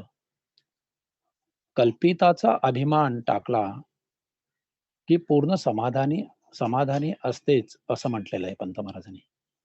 आता कल्पित म्हणजे पंत महाराजांनी इथे कल्पित म्हणजे काय सांगितलंय, तर कल्पितांचा याचा अर्थ असा आहे की हा सगळा मायेचा आणि कल्पनांचा बाजार जो आहे, त्या बाजारामध्ये आपण आपल्या मनामध्ये खूप प्रकारच्या कल्पना उद्भवत असतात आणि त्या ज्या कल्पना उद्भवतात, त्या कल्पनांच्या बाजारामध्ये आपण अडकून राहिलो, तर आपल्याला समाधान लाभत नाही, असं पंत महाराजांनी याच्यातून सांगितलेलं आहे. आता याच्यामध्ये हा कल्पनांचा बाजार कसा? तर आपण जो आहोत, हे मी कोण आहे? हे जेव्हा आपण पंतांनी 2-3 ठिकाणी त्याचा उल्लेख केलेला आहे आणि मी म्हणजे माझा देह हा माझाही नाही आहे. माझा संसार माझा नाही आहे किंवा ह्या सगळ्या ज्या गोष्टी दिसतायत आपल्याला, त्या कुठल्याही गोष्टी आपल्याकडे नाही आहेत. समजा म्हणजे शरीर कोणाचं आहे, त्याचा विचार केला, मांस किंवा दुसरं रक्त, पेशी ह्या सगळ्याचा जर विचार केला, तर हे आपलं स्वतःचं काहीच नाही. याचाच अर्थ काय त्यांनी, की कल्पना ह्या सगळ्या ज्या आपण मांडतो, ह्या फक्त कल्पनाच आहेत. हे सगळं व्यवहार वगैरे सगळ्या गोष्टी ज्या आहेत, ह्या तेवढ्याच म्हणजे थोडक्या याच्या आहेत किंवा माझी संपत्ती आपण म्हणतो, तीही तुमच्या काही कामाची नाहीये. असं पंत महाराजांनी 2-3 ठिकाणी उल्लेख केलेला आहे. त्याच्यात परमानुभव प्रकाशमध्ये पान नंबर 15 वरती पण पंत महाराजांनी सुंदर सांगितलेलं आहे आणि लेखांक 92 मध्ये पान नंबर 43 वरती सुद्धा पंत महाराज हे सांगतायत काय आहे. आता पुढे काय आहे, की पंत महाराज प्रेमभेट मध्ये पान नंबर 40 वरती म्हणतायत, शुद्ध अद्वैत अनुभवी अवधूताचे घरी मनच नाही असं ते म्हणतायत. जर मनच नसेल, तर मग कल्पना कशा आपण कल्पनांच्या बाजारामध्ये अडकण्यात काही अर्थ नाहीये. म्हणून ते पुढे म्हणतायत, म्हणून अधिकारी, अनाधिकारी, वृद्ध नाही बद्ध, मुमुक्ष, मुक्त, सिद्ध, साधक, गुरु, शिष्य, परंपरा, प्रपंच, परमार्थ, विविध निषेध, विधिनिषेध या द्वंद्वात्मक भेदांची वृत्ती देखील वार्ता देखील नाही व तोच माझे हृदयी बोधरूपाने अवतरून निज प्रेम भोगीत असल्याने ही वृत्ती तुझ्या ठिकाणी नाही. इतकेच नव्हे तर शिष्य भावी हे अलग, तो तू तेव्हाच अभावरूप होऊन गेलास. आता तूही नाहीस. मीच तू झालास. तूच मी झालास. तू मी एकच होऊन मिठीच्या नाही मिठाच्या खड्ग्याप्रमाणे शुद्ध अद्वैत चैतन्य सागरी बुडी घेतलीस अलख. मग याच्यामध्ये जर पंत महाराज आपल्याला इथे सरळ सांगतायत की तू आणि मी हा एकच आहे, मग कल्पनांच्या बाजारामध्ये आपण कुठे अडकणार? याच्यात अभिमान कशाचा येतो? तर अभिमान जो आहे किंवा कल्पनांचा जो बाजार आहे, त्याच्याबद्दल वाटणारा जो आपल्याला अभिमान जो आहे, तो सोडला की निरव शांती ही आपल्याला मिळते, असं पंत महाराज या पत्रामध्ये आपल्याला सांगतायत. आता रिकाम्या वासना उठल्याने व्याघ्रता येते असं पंत महाराज म्हणतायत. याचा उल्लेख एक ठिकाणी परागामध्ये आलेला आहे. हा अ, रिकाम्या वासना ज्या आहेत, ह्या रिकाम्या वासना म्हणजे काय? की एखादी गोष्ट आपण आपल्या आवाक्यात नसते, पण आपण त्याच्यावरती आपण फक्त त्याची कल्पना करतो आणि त्याच्या वासना धरतो, की बाबा हे करायला पाहिजे, असं व्हायला पाहिजे. तर याच्यामध्ये काय होतं, की आपल्या मनामध्येच येणारी जी चिडचिड आहे, त्यांनी आपल्यामध्ये अ, राग किंवा थोडक्यात स्वभाव आपला जो असतो, तो उग्र स्वभाव बनत जातो आणि ते असू नये असं पंत महाराजांनी या पत्राच्या माध्यमातनं रामभाऊ ठाकूर यांना दिलेलं आहे. त्याच्यानंतर पुढे ते म्हणतात, अहंभावाची जी उत्पत्ती, स्थिती, लय, अखंड प्रकाशक असं ते म्हणतायत. अहमपणाची उत्पत्ती, स्थिती आणि लय हा अखंड प्रकाशक हे असंच चालत राहणार, असं पंत महाराज सांगतायत. म्हणजे त्याच्यामध्ये पत्र क्रमांक 69 मध्ये ते 179 मध्ये म्हणतात, सहज क्रमाने अनुसरून सृष्टीतील कार्य घडत असतात. मर्यादित शक्तीच्या क्षुल्लक अहंकाराच्या वृत्ती कर्तृत्वाने कोणतीच गोष्ट घडून येत नाही. कर्तृत्व अभिमान पूर्ण निमला की सहज समाधीचे स्वरूप सुख स्वतः स्वतः सिद्धच आहे. प्रतिकूल परिस्थितीत एकरूप राहणे हीच निज शांती असं पंत महाराज सांगतायत. म्हणजे पंत महाराज जे म्हणतायत, की याच्यामध्ये तुम्ही जर अ, नवीन शांती यात काय द्यायची असं ते म्हणतायत. म्हणजे हे जे आहे हे सगळं सहज घडत जातंय. हे पंत महाराजांनी या पत्रातून आपल्याला सांगितलेलं आहे. ध्यानात असावे म्हणजे ह्या ज्या गोष्टी ज्या आहेत, ह्या 3-4 गोष्टी ज्या सांगितलेल्या आहेत वरती, कल्पितांचा अभिमान टाकला, की पूर्ण समाधानी असतेच. रिकाम्या वासना उठल्याने व्याघ्रता येते किंवा अहंकाराची उत्पत्ती, स्थिती, लय, अखंड प्रकाशक हे जे सांगितलेलं आहे, हे ध्यानात असावं, की हे असता कामा नये असं त्यांनी सांगितलेलं आहे. आणि तुझ्या कामाची वगैरे सविस्तर हकीकत कळव असं म्हटलेलं आहे. म्हणजे पंत महाराज त्यांच्या कामाबद्दल पण चौकशी करतायत, की त्यांच्या वैयक्तिक जीवनाबद्दल पण चौकशी करतायत. याच्याचमध्ये पराग 54 मध्ये पंत महाराज म्हणतात, ज्याच्या हृदयी अहमपणा आहे, तेथे माझ्याकरिता एकांताची व मोकळी जागा राहत नाही. हे अतिशय महत्वाचं आहे, की जर अहमपणाच जर असेल तुमच्या मनामध्ये किंवा तुमच्या ठिकाणी, तर तो अहमपणा असेल, तिथे पंत नसतील असं पंत महाराज म्हणतायत. म्हणजे त्यांच्या ठिकाणी तुम्ही ती जागा जी आहे, मोकळी जागा जोपर्यंत तुम्ही ठेवत नाही, तोपर्यंत पंत महाराज किंवा आपले सद्गुरू आपल्या ठायी त्यांना वास करण्यासाठी किंवा ते आपल्या ठायी राहण्यासाठी त्यांना जागा नाही असं ते म्हणतायत. आता त्याच्यानंतर पुढे स्मरण त्याच्या पुढे ते म्हणतायत, की स्मरण आहेच असं म्हणतायत. तुझ्या कामाची सविस्तर हकीकत कळवणे. त्यानंतर पुढे ते स्मरण आहेच असं म्हणतायत. म्हणजे पंतांना त्याचं स्मरण आहे. आपल्या शिष्यांची स्मरणं पंत महाराजांना आहेत, असं पंत महाराज सांगतायत. म्हणजे काय, की पंत महाराजांनी भक्ताला मध्ये पंत महाराज एक सुंदर वाक्य दिलेलं आहे. त्या वाक्यामध्ये असं म्हणतात पंत महाराज, "तुला मी सोडीत नाही. माझे स्मरण तू सोडू नको," असं पंत महाराज सांगतायत. म्हणजे पंत महाराजांनी आधी काय सांगितलंय, की "मी तुला सोडत नाही." म्हणजे मी तुला धरलेलंच आहे. पण तूही माझं स्मरण जे आहे ते सोडू नकोस असं म्हणतायत ते.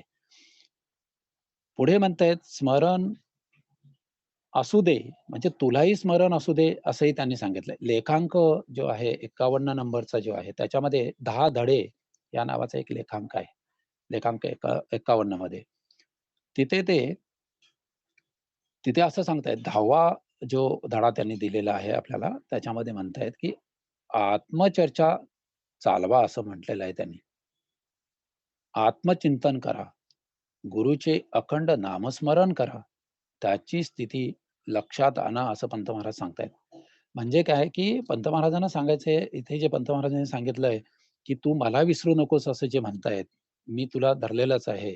हे लक्षात ठेवायला ते सांगतायत, की तुम्ही आत्मचिंतन करायला सांगितलेलं आहे आपल्याला, की आत्मचिंतनाने काय होईल, की तुमचा जो कल्पनेचा जो बाजार आहे, त्या कल्पनेच्या बाजारामध्ये तुम्ही कुठेही इकडे-तिकडे भटकत न राहता त्या अ, अ, सद्गुरूच्या पायावरती, चरणावरती तुम्ही लीन व्हाल, असं पंत महाराज या लेखांकातून सांगतायत. पुढच्या लेखांकामध्ये त्यांनी लेखांक नंबर 45-55 मध्ये ते म्हणतायत, "आलोच धीर धर,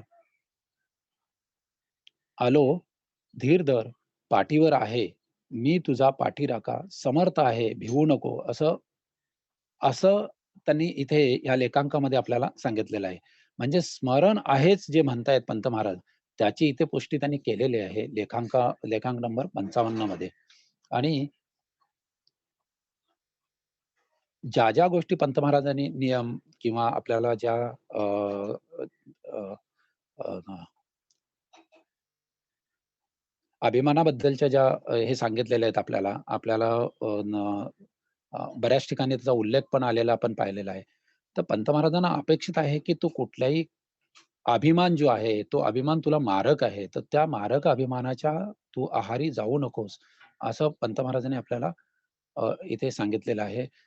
इथे स्वभावाबद्दल पण आपल्याला दिलेलं आहे, की रिकामं मन जर असेल, तर तो कुठेही भटकत राहतं आणि त्या भटकणाऱ्या मनाला आपल्याला एकत्र जर कुठे थांबवायचं असेल, एका ठिकाणी स्थिर करायचं असेल, तर स्मरण ठेवायला ते सांगतायत, की तुम्ही स्मरण ठेवा असं ते म्हणतायत. आणि ते जर ठेवलं, तर तुम्ही इकडे-तिकडे इतरत्र कुठे न भटकता तुम्ही तुमच्या जीवनाचं सार्थक करून पुढे जाल, असं पंत महाराजांनी ते सांगायचं आहे. दत्त. माझं जेवढं मला कळलं होतं तेवढं मी सांगायचा प्रयत्न केला. श्री गुरुदेव दत्त. धन्यवाद अमृत. खूप छान विवेचन केलं पत्राचं. आता मी आबांना विनंती करतो की त्यांनी या पत्रावर मार्गदर्शन करावं.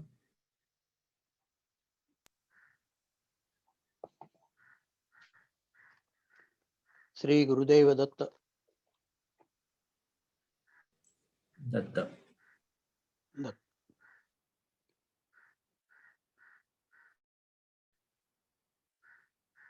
अमृत, तुला धन्यवाद. पत्राचे वाचन केले, सविस्तर संदर्भ दिले.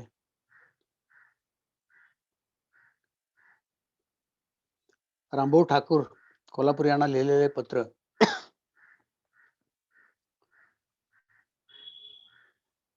फार दिवसांनी पत्र आले, तुझा पत्ताच नव्हता. कारण बरेच दिवसांनी पत्र पाठवलेलं आहे, त्यामुळे म्हणतात की मध्यंतरी संपर्क नाही तुझा बरेच दिवस. फार दिवस तुझा पत्ता नव्हता. वरचेवर पत्र पाठवून कुशल वृत्त कळवीत जावे.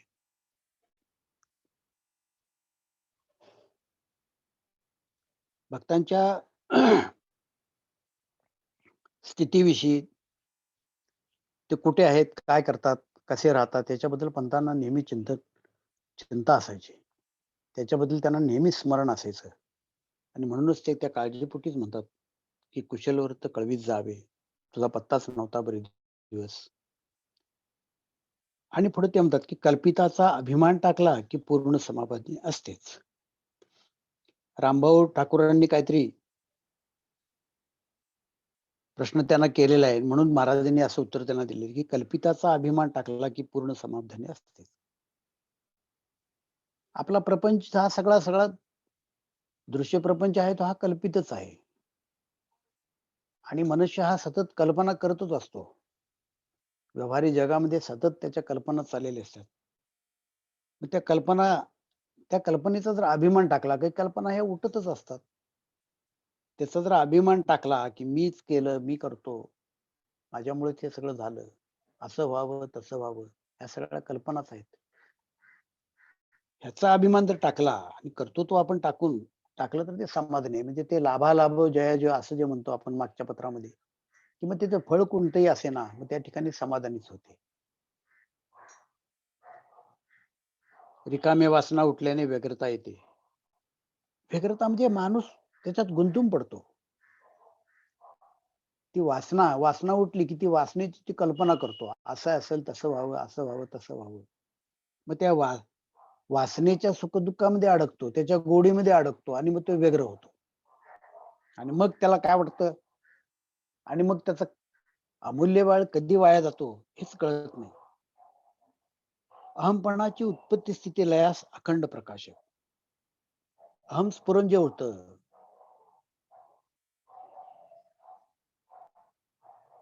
त्याची उत्पत्ती स्थिती लयास अखंड प्रकाशक तो सद्गुरूच आहे. स्फूर्तीच्या मुळाशी सद्गुरूचं स्थान आहे. म्हणून पदक्रमांक मला वाटतंय 540 मध्ये पंत महाराज म्हणतात की वृत्योदय स्थितीलय प्रकाशक सद्गुरू बालमुकुंद.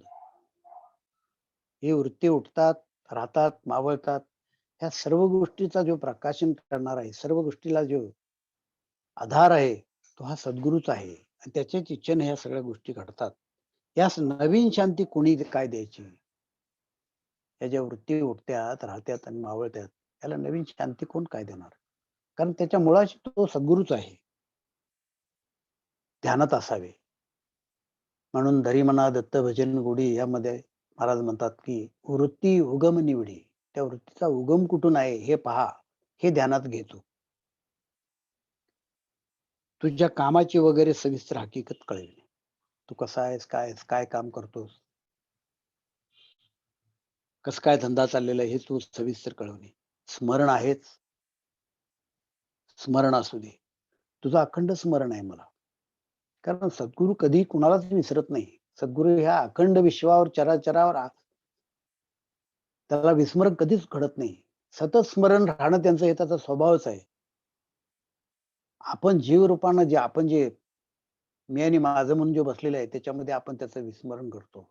आणि मग म्हणून त्यांना आठवण दिलेली आहे की तू स्मरण दे. स्मरण असू दे, स्मरण असू दे. पत्रे यावीत. वरचेवर क्षेम समाचार कळत असावा. श्री गुरुदेव दत्त.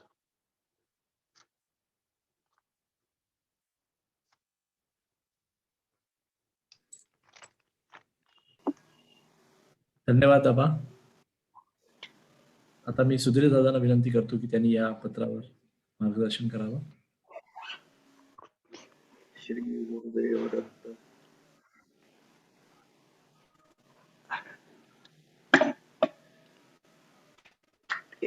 हा.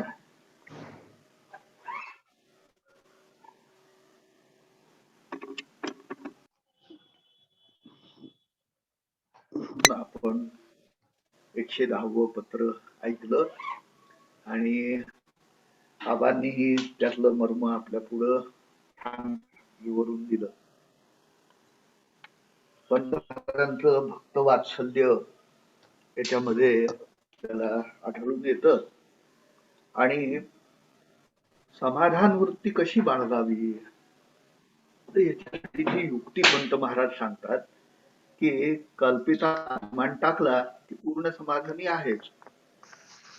आणि कल्पित काय काय आहे तर जे जे मनाला आणि इंद्रियांना कळतं ते सगळं कल्पितच आहे. एवढंच नव्हे तर मन आणि इंद्रिय ह्यांचा आधार असलेला जो अहमपणा आहे तो अहमपणा सुद्धा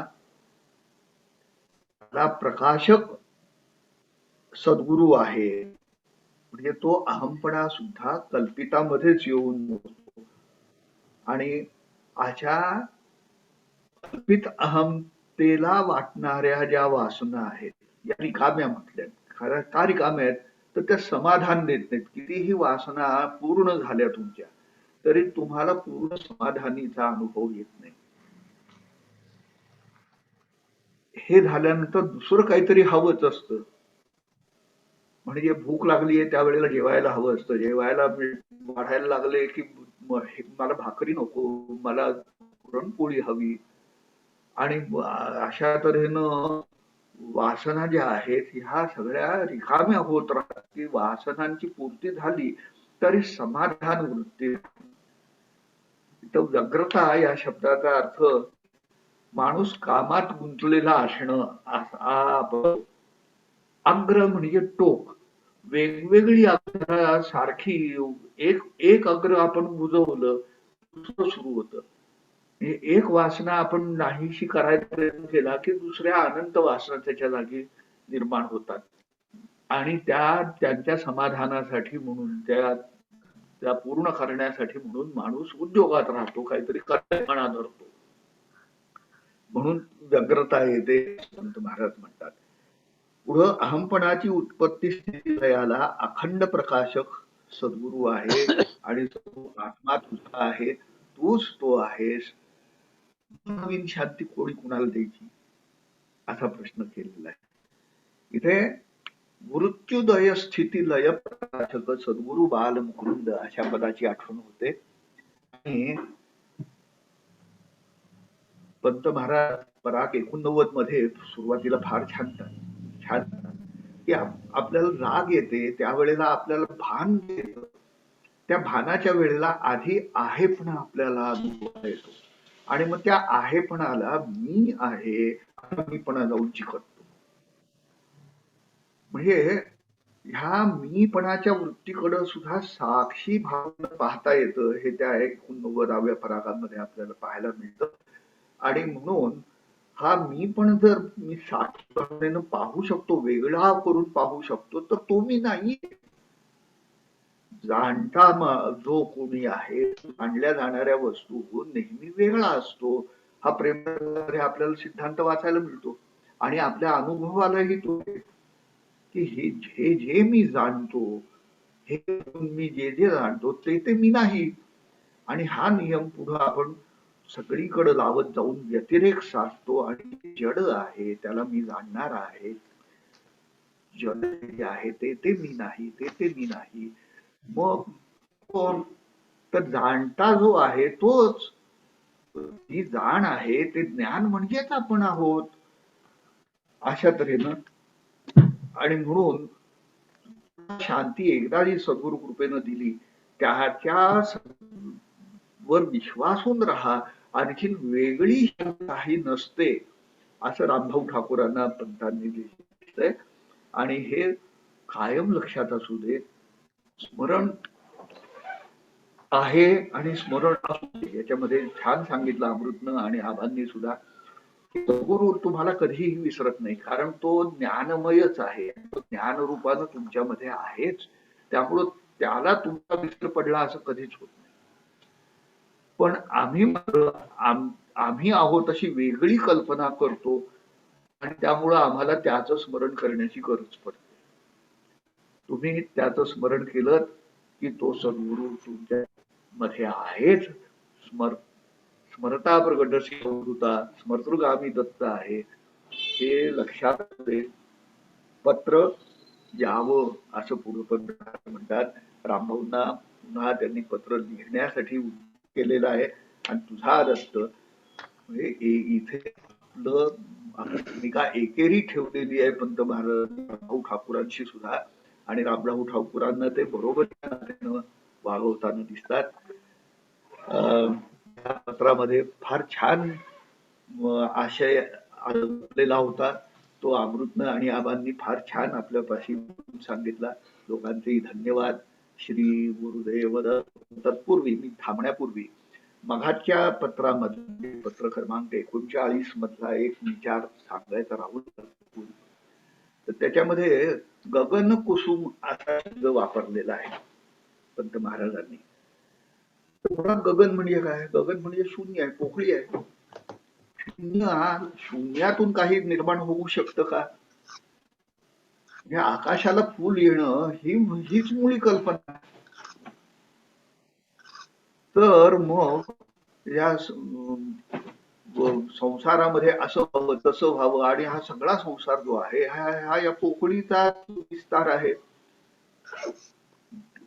विस्तारावरती शून्यातून काहीही निर्माण होणं नाही. नासो विद्यते भावो ना भावो विद्यते स्वतः उभयो दृष्टोंतस्त्वनयोस्तत्वदर्शिभिः असं भगवद्गीता जे म्हणते आपल्याला, की जे असत आहे त्याला भाव असत नाही, त्याला असणेपणा असत नाही. जे खोटं आहे, असणार नाही असं जे आहे त्याला कधीही आधार मिळत नाही. न असतः भावः विद्यते नासतो विद्यते भावो न अभावः विद्यते सतः. जे सत आहे त्याचा कधीही अभाव होत नाही. मग सत काय आहे? तर सच्चित आनंद रूप माझा सद्गुरू आहे, सद्गुरूचा भाव जो आहे, त्याचा असणेपणा जो आहे हा कधीही नाहीसा होत नाही. आणि म्हणून जैसा भाव तैसा देव, किंवा दत्त माझा भाव, माझा असणेपणाच दत्त आहे, दत्त माझा देव. अशा तऱ्हेने तो गगन कुसुम एक शब्द पंत महाराजांनी फार सुंदर रीतीनं तिथे वापरलेला आहे. श्री गुरुदेव दत्त अवधूत.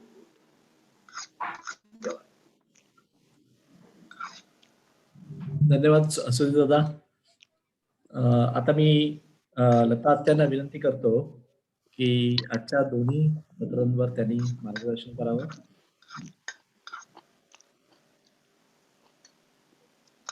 ऐकू येत आहे? हो, येत आहे. कालचं आपलं सेशन झालं नाही, आजच्या सेशनने त्याची भरपाई केली. विश्वनाथने नेहमीप्रमाणे खूप सुरेख अनंत कोटी ब्रह्मांड नायक म्हणून सुरुवात केली, आणि आज सुधीरनी एकतारी आणि चिपळ्यांच्या साथीने फार सुरेख पद म्हटलं, जगी राहू खूण न देऊ होऊ संसारी. त्यामुळे प्रसन्न सुरुवात झाली. मुकुंद पांचाळनी 39व्या पत्रावरती आपलं सादरीकरण केलं. सादरीकरण खूपच प्रभावी होतं. अनेक संदर्भ दिले त्यांनी, लेखांक, पद, त्यानंतर प्रेमतरंग, असे अनेक संदर्भ दिले. त्याला काल त्याने विचारलं होतं की याच्यावर मार्गदर्शन करा. खरं तर सुधीर आणि आबांनी केल्यानंतर मी मार्गदर्शन करायचं राहत नाही काही, पण तरी सुद्धा मला असं वाटलं की जो सुखदुःख समे कृत्वा आहे, तर तो पूर्ण श्लोक त्यांनी घ्यावा आणि त्याच्यावरती सांगावं. आणि म्हणून मग त्याला 46व्या परागातलं कुरुक्षेत्र सांगितलं होतं. कुरुक्षेत्र हे देह, हे सगळं कुरुक्षेत्र आहे, आणि अनेक द्वंद्वांचं युद्ध आपल्या चाललेलं असतं. आताच्या ह्या 110व्या पत्रामध्ये तेच आहे. आणि हे द्वंद्व मिटवण्यासाठी, हे युद्ध टाळण्यासाठी म्हणून सगळंच द्वंद्व जे काय आहे, सुखही आहे आणि दुःखही आहे, ते सगळंच समोर करायचं. आणि म्हणून त्याच्याविषयी जरा थोडस मार्गदर्शन त्यांनी सादर करावं असं वाटलं, म्हणून मी त्याला ते सांगितलं. आता याच्यामध्ये शेवटचा जो पॅराग्राफ आहे, की दत्त नामस्मरण, दत्त चिंतन, दत्त भजन, दत्त वचन विश्वास, दत्तापायी दृढ भक्ती ही ठेवून आत्मत्वी दत्त रूप अनुभवून, याच्यामध्ये मला ह्या सगळ्या नवविधा भक्तीच्या पायऱ्या दिसतात. आणि सगळ्यात शेवटी आत्मनिवेदनापर्यंत पंत आपल्याला या पत्राद्वारे पोहोचवतात. आणि त्यानंतर फलाशा सोडून कर्म कर, याच्यासाठी म्हणून हे द्वंद्व आपल्याला दाखवतात. यामध्ये दत्त होऊन, आत्मत्वी दत्त रूप अनुभवून, दत्त होऊन दत्त भक्ती मुखे अद्वय प्रेमामृत प्राशन करीत असावे, असं शेवटच्या ह्याच्यामध्ये म्हटलेलं आहे. तर ते त्यासाठी मला असं वाटतं की सर्वत्र मला पहा, जसं सगळेच रावजी आहेत तसे सगळेच दत्त आहेत. विश्वनाथ दत्त, सुधीर दत्त, आबा दत्त, मुकुंद दत्त, अमृत दत्त, हे सगळे दत्त आहेत. स्वतःचं दत्त स्वरूप बघायचं, इतकं पवित्र व्हायचं, त्याच्यासाठी युद्ध करायचं आणि पवित्र व्हायचं. आणि त्यामुळे सर्वत्र दत्तरूपच पाहायचं. आणि त्यानंतर काय करायचं, तर अद्वय प्रेमामृत प्राशन करायचं, म्हणजे बंधुप्रीती आणि आत्मशांतीकडे पंत आपल्याला यामधून मार्गदर्शन करतात. म्हणूनच दत्त माझा भाव, दत्त माझा देव असं म्हटलं. पण सुधीरने आणि आबाने आधी मार्गदर्शन केलं. सुधीरने त्याच्यात नेहमीप्रमाणे माझं सांगायचं होतं ते आधी सांगितलं, त्यामुळे सुधीरला धन्यवाद, आभारी आहे सुधीर. आणि म्हणूनच हे सगळेच दत्त, म्हणूनच मला असं वाटतं की दत्ताचे पायी आम्ही वस्ती केली अखंड, दर्यली गोडी नामी शांती सेवू दंड. दत्त माझा राजयोग, दत्त विधेय मुक्ती, दत्त माझा सर्व भोग, दत्त अद्वैत भक्त, दत्तात्म ब्रह्म जग, दत्ता बाळाबाई शांत. सगळं दत्तात्म ब्रह्म जग आहे. आणि म्हणून ह्या अखंड शांतीपर्यंत या पत्राद्वारे रावजी म्हणजे सगळेच रावजी, सगळेच दत्त यांना श्रीपंत महाराज पोहोचवतात. त्यानंतर अमृतनी 110 नंबरचं पत्र सादर केलं. यामध्ये रामभाऊ ठाकूरांचा परिचय काय आहे काय चरित्रामध्ये कुठे? कोल्हापूरचे आहेत त्या एका ह्याच्यामध्ये सांगितलेलं आहे, पण त्यांचा परिचय काय आला नाहीये. पण आता मी शोधून पाहिला, पण मला नाही सापडला तो कुठेच. सापडला का? हा, नाही सापडला. नुसतंच फक्त त्यांचं नाव आहे मला वाटतं कोल्हापूरकर मंडळींच्या मध्ये. बळवंतराव देसाई त्या सगळ्यांच्या बरोबर रामभाऊ ठाकूरांचं नाव असतं. ठीक आहे. तर अमृतने छोटसच पत्र, पण त्याच्यावर छान संदर्भ देत खूप सविस्तर सांगितलं. भक्तालापाचा संदर्भ दिला स्मरण याच्यासाठी म्हणून. 10 धडे लेखांक त्याचंही सांगितलं. खूप छान सादरीकरण केलं.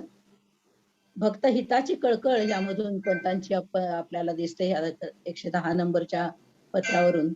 कारण आधी बरेच दिवसात पत्र नाही, ठाव ठिकाणा नाही, असं अगदी आस्थेने प्रेमाने पंतांनी विचारलेलं आहे. आणि स्मरण आहेच, म्हणजे मला स्मरण आहे, पण तूच पण स्मरणात ठेव. खूपच छान सांगितलं. आणि आता आबानी आणि सुधीरनी या दोन्हीवरती मार्गदर्शनही छान केलं. म्हणून मला याला असं वाटतं की एक आशीर्वाद किंवा अभय वचन म्हणून पंतांचं हे पद मला असं वाटतं की स्वानंद सुखे डोलरे, स्वानंद सुखे डोलरे, कल्पिताचे मूळ खुडुनी निर्विकल्पी खेळ रे, अहम भावाचे मर्दन करुनी सोहम परता मिळ रे, बालमुकुंद निज बोध करून योनी प्रेमानंदे डोलरे. तेव्हा एवढं छोटस पत्र, पण रामभाऊना पंतांनी आश्वासक असं अतिशय प्रेमाने हे सांगितलेलं आहे. आणि उत्पत्ती स्थिती लय हे सद्गुरूचंच रूप आहे, आणि तो सद्गुरू आपल्याला त्यामुळे शांती देत असतो.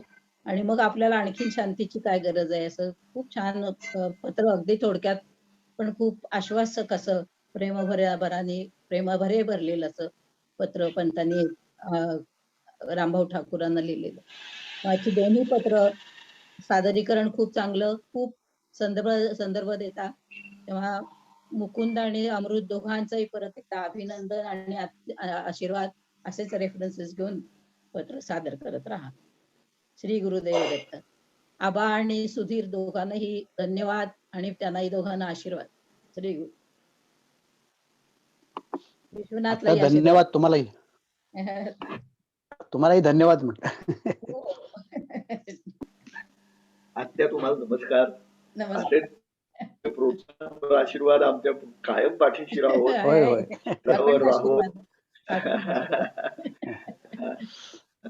भाग देण्यासाठी म्हणून आपण तिथं साहित्याचे प्रदर्शन मांडलं जाणार आहे. त्यामध्ये आपण पंत महाराजांचं साहित्य उपलब्ध करून देणार आहोत. आणि त्या साहित्याचा परिचय येणाऱ्या जाणाऱ्या आणि जिज्ञासूंना करून देण्यासाठी आपली तयारी असायला हवी. त्यासाठी म्हणून आपण काही एक ट्रेनिंग सेशन घेणार आहोत आणि त्यामध्ये ज्यांना सहभागी व्हायचं जरूर व्हावं. ह्यामध्ये प्रमुख आपल्याला पुढं कार्य जे आहे ते एक म्हणजे श्रीपंत महाराजांचा जीवनाचा कार्याचा परिचय द्यायचा आहे, आणि दुसरा म्हणजे श्रीपंत महाराजांच्या वाङ्मयाचा परिचय आपल्याला द्यायचा आहे. श्रीपंत महाराजांचा परिचय आपण थोडक्यात 5 मिनिटांमध्ये कसा करू शकू याचा विचार आपण सगळ्यांनी करायचा आहे. आणि आपापल्या परीनं ते सादरीकरण इथं आपण केल्यानंतर त्याच्यामध्ये काही सुधारणा हव्यात का, किंवा काय असायला हवं, काय 5 मिनिटांमध्ये आपण पंत महाराज लोकांच्या पर्यंत कसे पोचवायचे योग्य रीतीनं, ह्या पूर्वाभ्यास आपण करूया.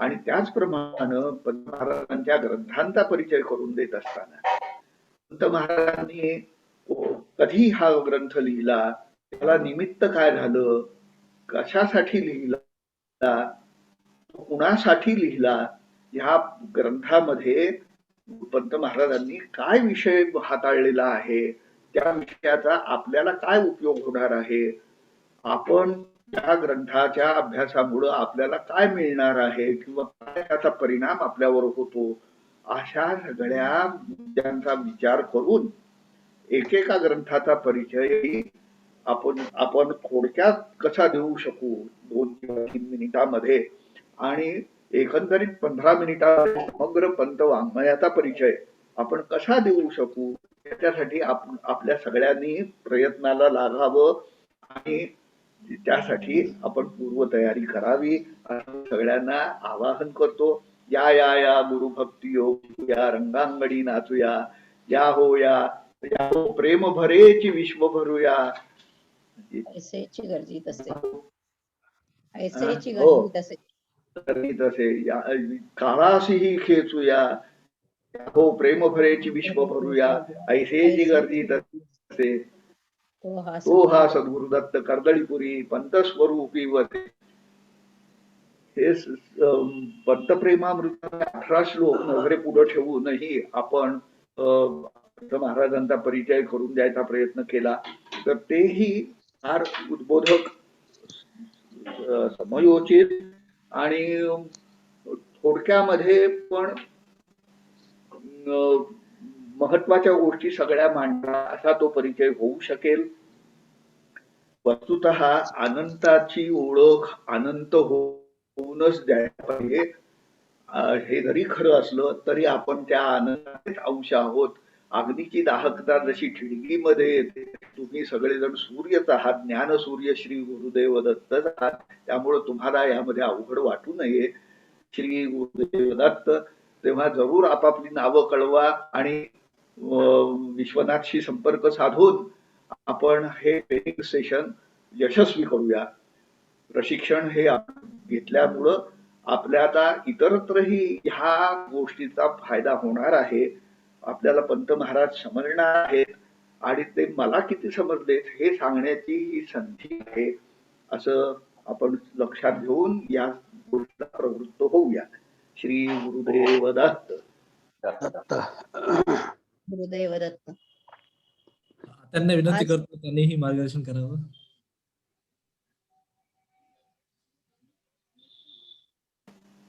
कोणाला सांगितलं? आता आपल्या संमेलनाविषयी आपण सुद्धा 2 शब्द बोलावे.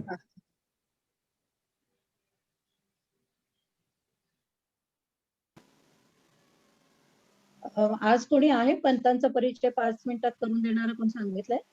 दिलेत नावं कोणी? हॅलो. हा, म्हणजे आदित्य कडूंनी सांगितलं होतं की ते येणार आहेत, पण त्यांनी जॉईन केलं नाही अजून. पण उपस्थित असलेल्या गुरुबंधूपैकी कोणी सुरुवात करणार असतील तरी काय हरकत नाही, तोपर्यंत मी त्याच्याशी त्याच्या आधी मी थोडं सांगते. हो. पंत महाराजांचा परिचय करून देताना जन्म आणि महानिर्याण ह्याच्याविषयी तर सांगतीलच, पण त्याच्याबरोबर त्यांचा प्रापंचिकही सांगायचा आहे. त्यानंतर सामाजिक, त्यांच्या व्यक्तिमत्वाचा सामाजिक आयाम काय आहे, तो कसा आहे तोही सांगायचा. शैक्षणिक शिक्षक होते, तर त्यामुळे ते शैक्षणिक त्यांचं काय हे ते पण तोही आयाम सांगायचा आहे. आणि तिसरा म्हणजे आध्यात्मिक आयाम सांगताना जास्त आपल्याला दत्तप्रेम लहरीवरती पण भर द्यायचा आहे. आणि काल जसं अभिजित म्हणाला कवी म्हणून कसे आहेत ते, तर ते पण उत्स्फूर्त काव्य कसं त्यांनी रचलं आणि ते त्याच्यावरती आपल्याला जरा मोठा भर द्यायचा आहे. आणि याच्यामध्ये सद्गुरूविषयी अगदी इतकं भरपूर लिहिणारा हा एकमेवाद्वितीय असा शिष्य, असं भाऊसाहेब म्हणायचे की सद्गुरूविषयी इतकं विपुल वाङ्मय लिहिणारा, ग्रंथ लिहिणारा हा एकमेवाद्वितीय असा शिष्य बाळप्पांचा. तर तो कसा आहे त्याच्यावरती आपल्याला जरा जास्त खुलासेवार सगळ्यांनी लिहिलं तर जास्त चांगलं होईल. आणि हे 5 मिनिटात सांगायचं आहे. आणि शिवाय सांगताना एक लक्षात घ्यायचं की समोरचा हे त्याच्यातून कंटाळून जाऊ नये. कारण अनेक ठिकाणी हिंडून आल्यानंतर आपल्या स्टॉलवर जर ते आले तर ते जास्त प्रभावी होईल. किती प्रभावी होईल त्याचा जास्त प्रत्येकाने विचार करावा. फार क्लिष्ट शब्दामध्ये, सोप्या शब्दामध्ये येणाऱ्या माणसाला सगळं पंथांचं वाङ्मय आणि सगळ्या पंथांचा परिचय द्यायचा आहे 5 मिनिटामध्ये. तर आपण तिथे काही असं व्हिज्युअल 2679 2679 ओळ आरती.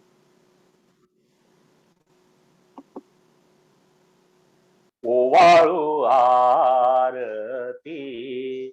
परात पर दत्त स्वयं ज्योती. ओवाळू आरती नित्यानंद भरिता शिव शिव सत्य ज्ञानानंता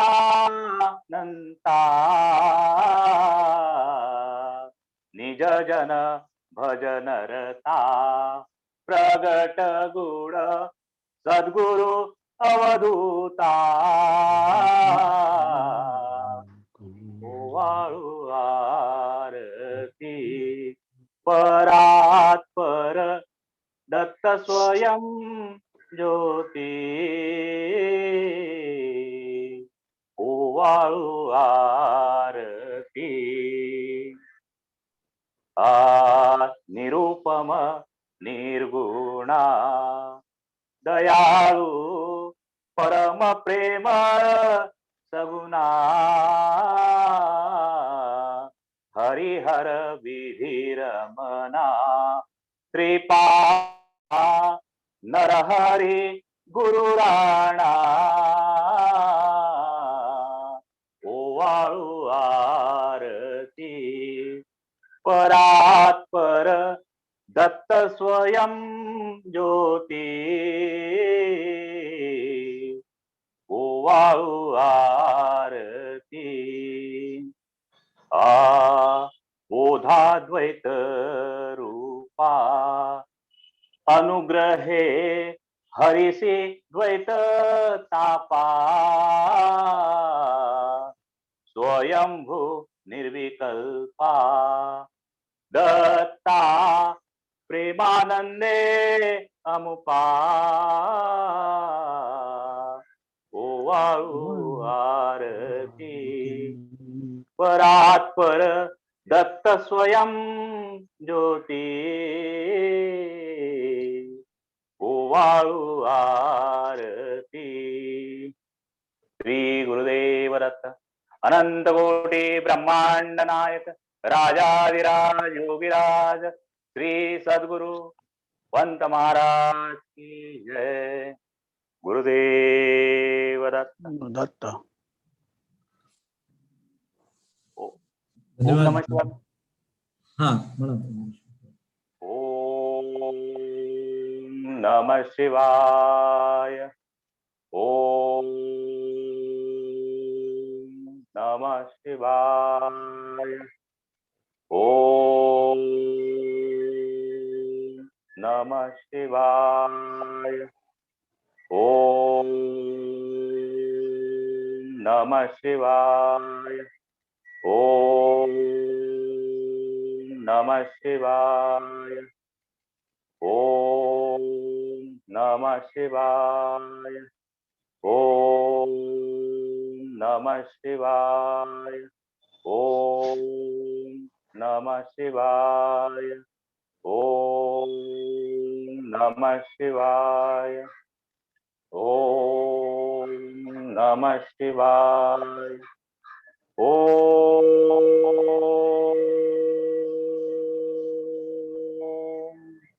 नमः शिवाय. श्री गुरुदेव दत्त.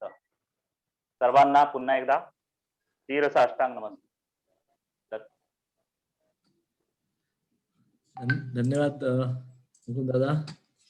धन्यवाद.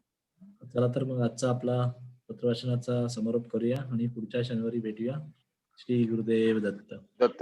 सर्वांना नमस्कार. जय दत्त. दत्त. जय दत्त. जय दत्त. जय दत्त. जय दत्त. जय दत्त.